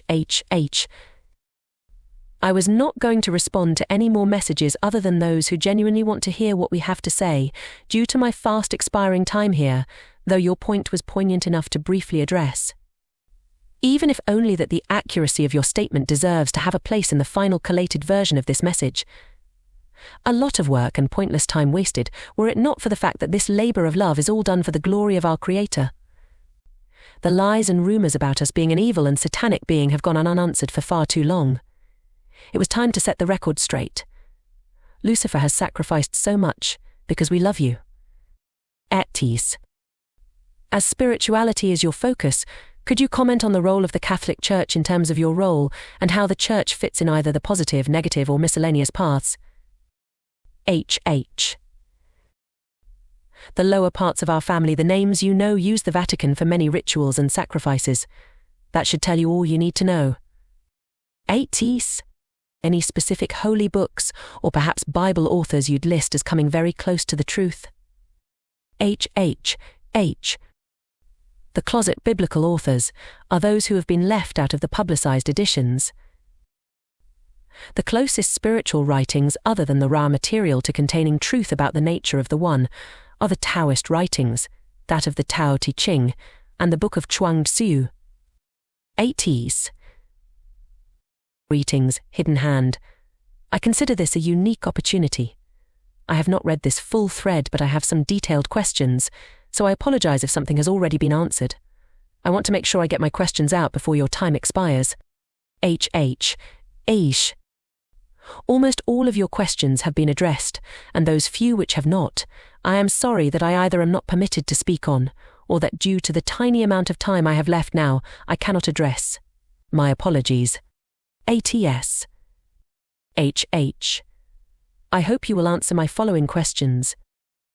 You may be aware of me, as I also cannot reveal all that I know. My question is of a different nature, which I cannot get answers to. My bloodline is of the elite, as to say, Austrian Count, English Earl, Scottish Baron. It seems at some point in the last 100 years, one part of the family lost everything, taken from the government. There is a lot I wish to say, but do not wish to tell for all to see. Are you aware of this happening? What really happened? The English side will not say, generations of family lived there, then taken by the government. Something happened. All in my family, including myself, have extensive abilities, myself seeming to have the most. I am also aware of all you have spoke of on here. I would, if you have permission to do so, and I know this would be allowed due to this lineage, like to talk to you on a personal level. Ask who you have to ask. You will see I am truthful and genuine. Please do not see me as arrogant, but that is the only question I do not know. HH8. Obviously you understand that these lines you speak of are only the earthly lines, and we off-world power lines do not often intervene in such inter-family circumstances. All I am permitted to say is that there was a dispute between the Habsburg and Franco-Prussian lines. Things were said and done that should not have been. Consequences arose and action was taken. As for communication on a person level, I am sorry this is not possible. I hope that within the limits of that which I can say, you have the insight to connect the dots. We wish you well in your tasks here, and will likely see you in the near future. If you are going to Malta in wintertime, no need to reply, as I will have taken my leave by then. We shall deal with these next 2 posts together. 81. He is reptilian. That's the race of the bloodlines. They control just about everything behind the scenes. And remember, there's no such thing as a bad race, just select individuals or groups who stand out more than others. Ets 2. Okay, so I have another question for hidden_hand. Reptilians are described as being very aggressive, arrogant, and perceive humans to be nothing more than cattle. So what's with the split personalities? You're saying you are loving and spiritual, and yet everyone says reptilians are fearsome beings. HH. That amuses us. We are most certainly not reptilian, and there is nothing remotely reptilian about the true power bloodlines. The only reptilian influences that are in any way remotely involved with this planet at this time are those of the Zeta Reticuli and Alpha Draconis systems. They are of no particular threat to you. For those to whom it may be of some interest, we are of Venusian heritage, originally. What is another name that Venus is called by? Connect the dots. Well, that is all the questions I promised to answer out of the way, and my time here is now pretty much expired. I have another few minutes before I must finish preparing for my long journey. There was 2 later posts that I will just barely have time to offer a passing answer to. ATS. I clearly know and are aware about this game, but I have a question to you. Do your 3D families have fractions? Do they not know this, all of them?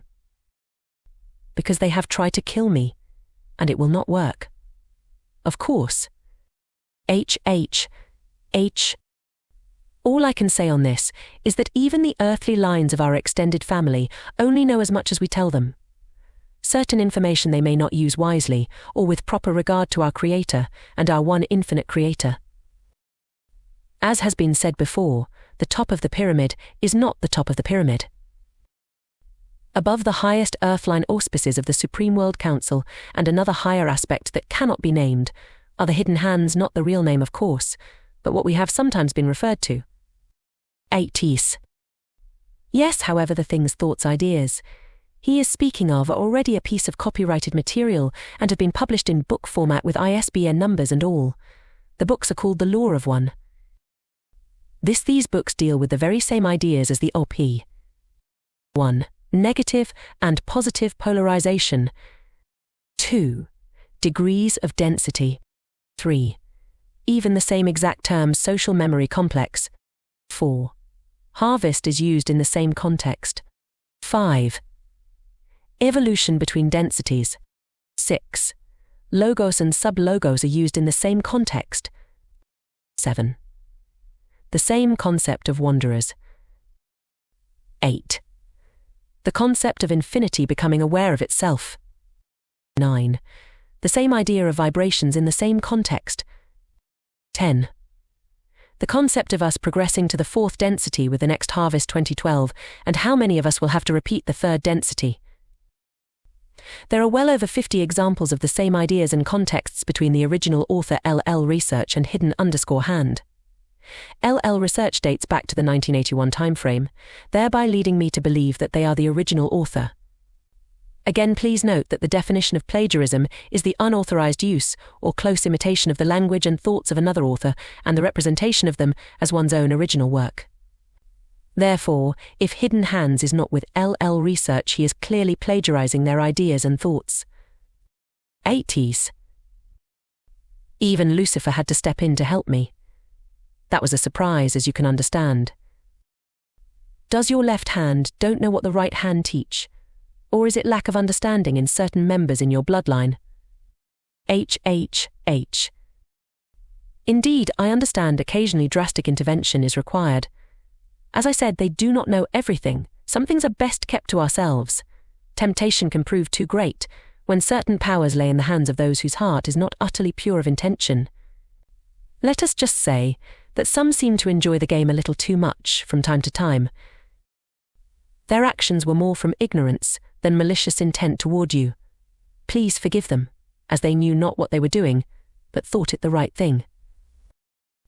Okay, I've just finished reading the last few pages of questions.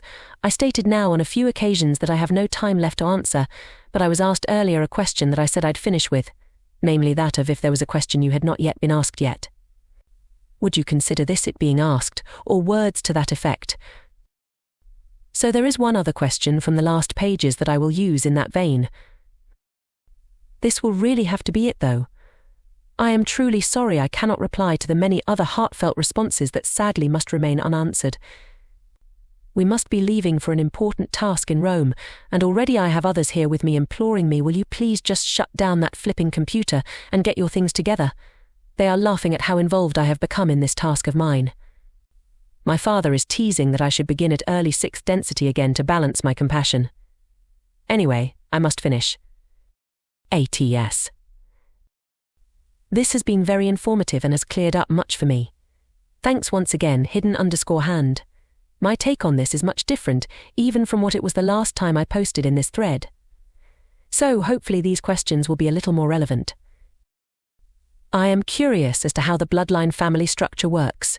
You said there are people who are part of your extended family that we may know of. So are these the Rockefeller, Rothschild, Bush, House of Windsor, typically known in conspiracy circles as the New World Order? How close is your interaction with your extended family, and are they as spiritually enlightened as you seem to be? Can you just kind of give us an outline of how the family is structured, how much each level knows in relation to the top at each? Because there are a lot of theories and know-it-alls out there, and it would be nice to get it straight once and for all. Be as detailed as you feel is appropriate. HHH. Okay, and this will have to be a really brief overview, as my time is up. Starting at the bottom level, you have what we call local cell groups or family clusters. There will be anything from say 5 to 30 or so of these, depending upon the size of the town or city in question. Each local area has its own council, comprised of local leaders representing the 6 disciplines of learning. There is also either a high priest or high priestess of the order who serves their local community.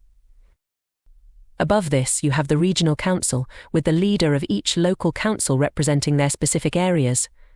Then the national council, in the same vein, with the leaders of the regional councils sitting to represent their regions. Then you have the Supreme World Council above them all, with the national leaders representing their countries.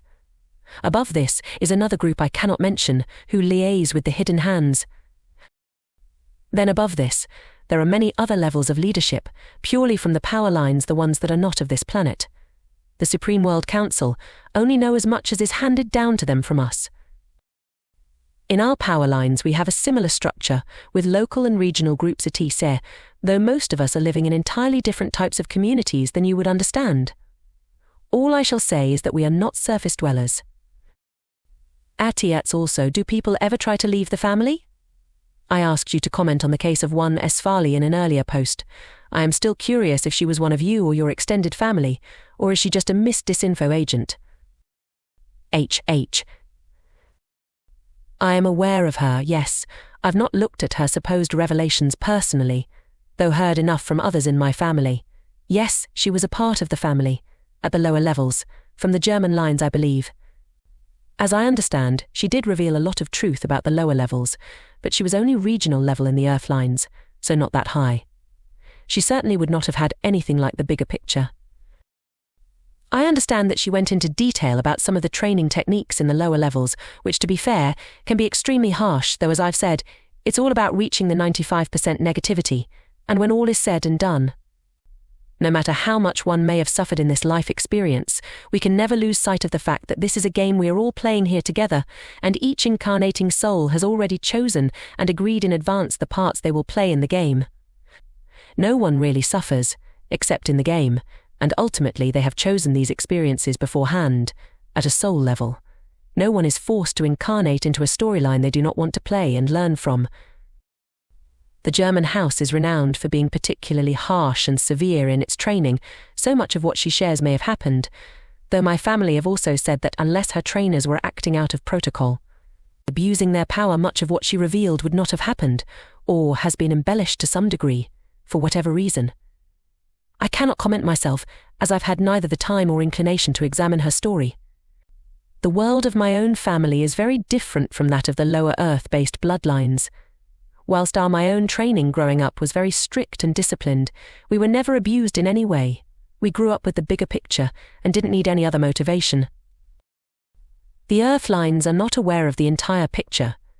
They themselves are not of our Lucifer group soul, and as far as they are aware, they are out to rule the world, to control and enslave, and create as much suffering and negativity as is humanly possible.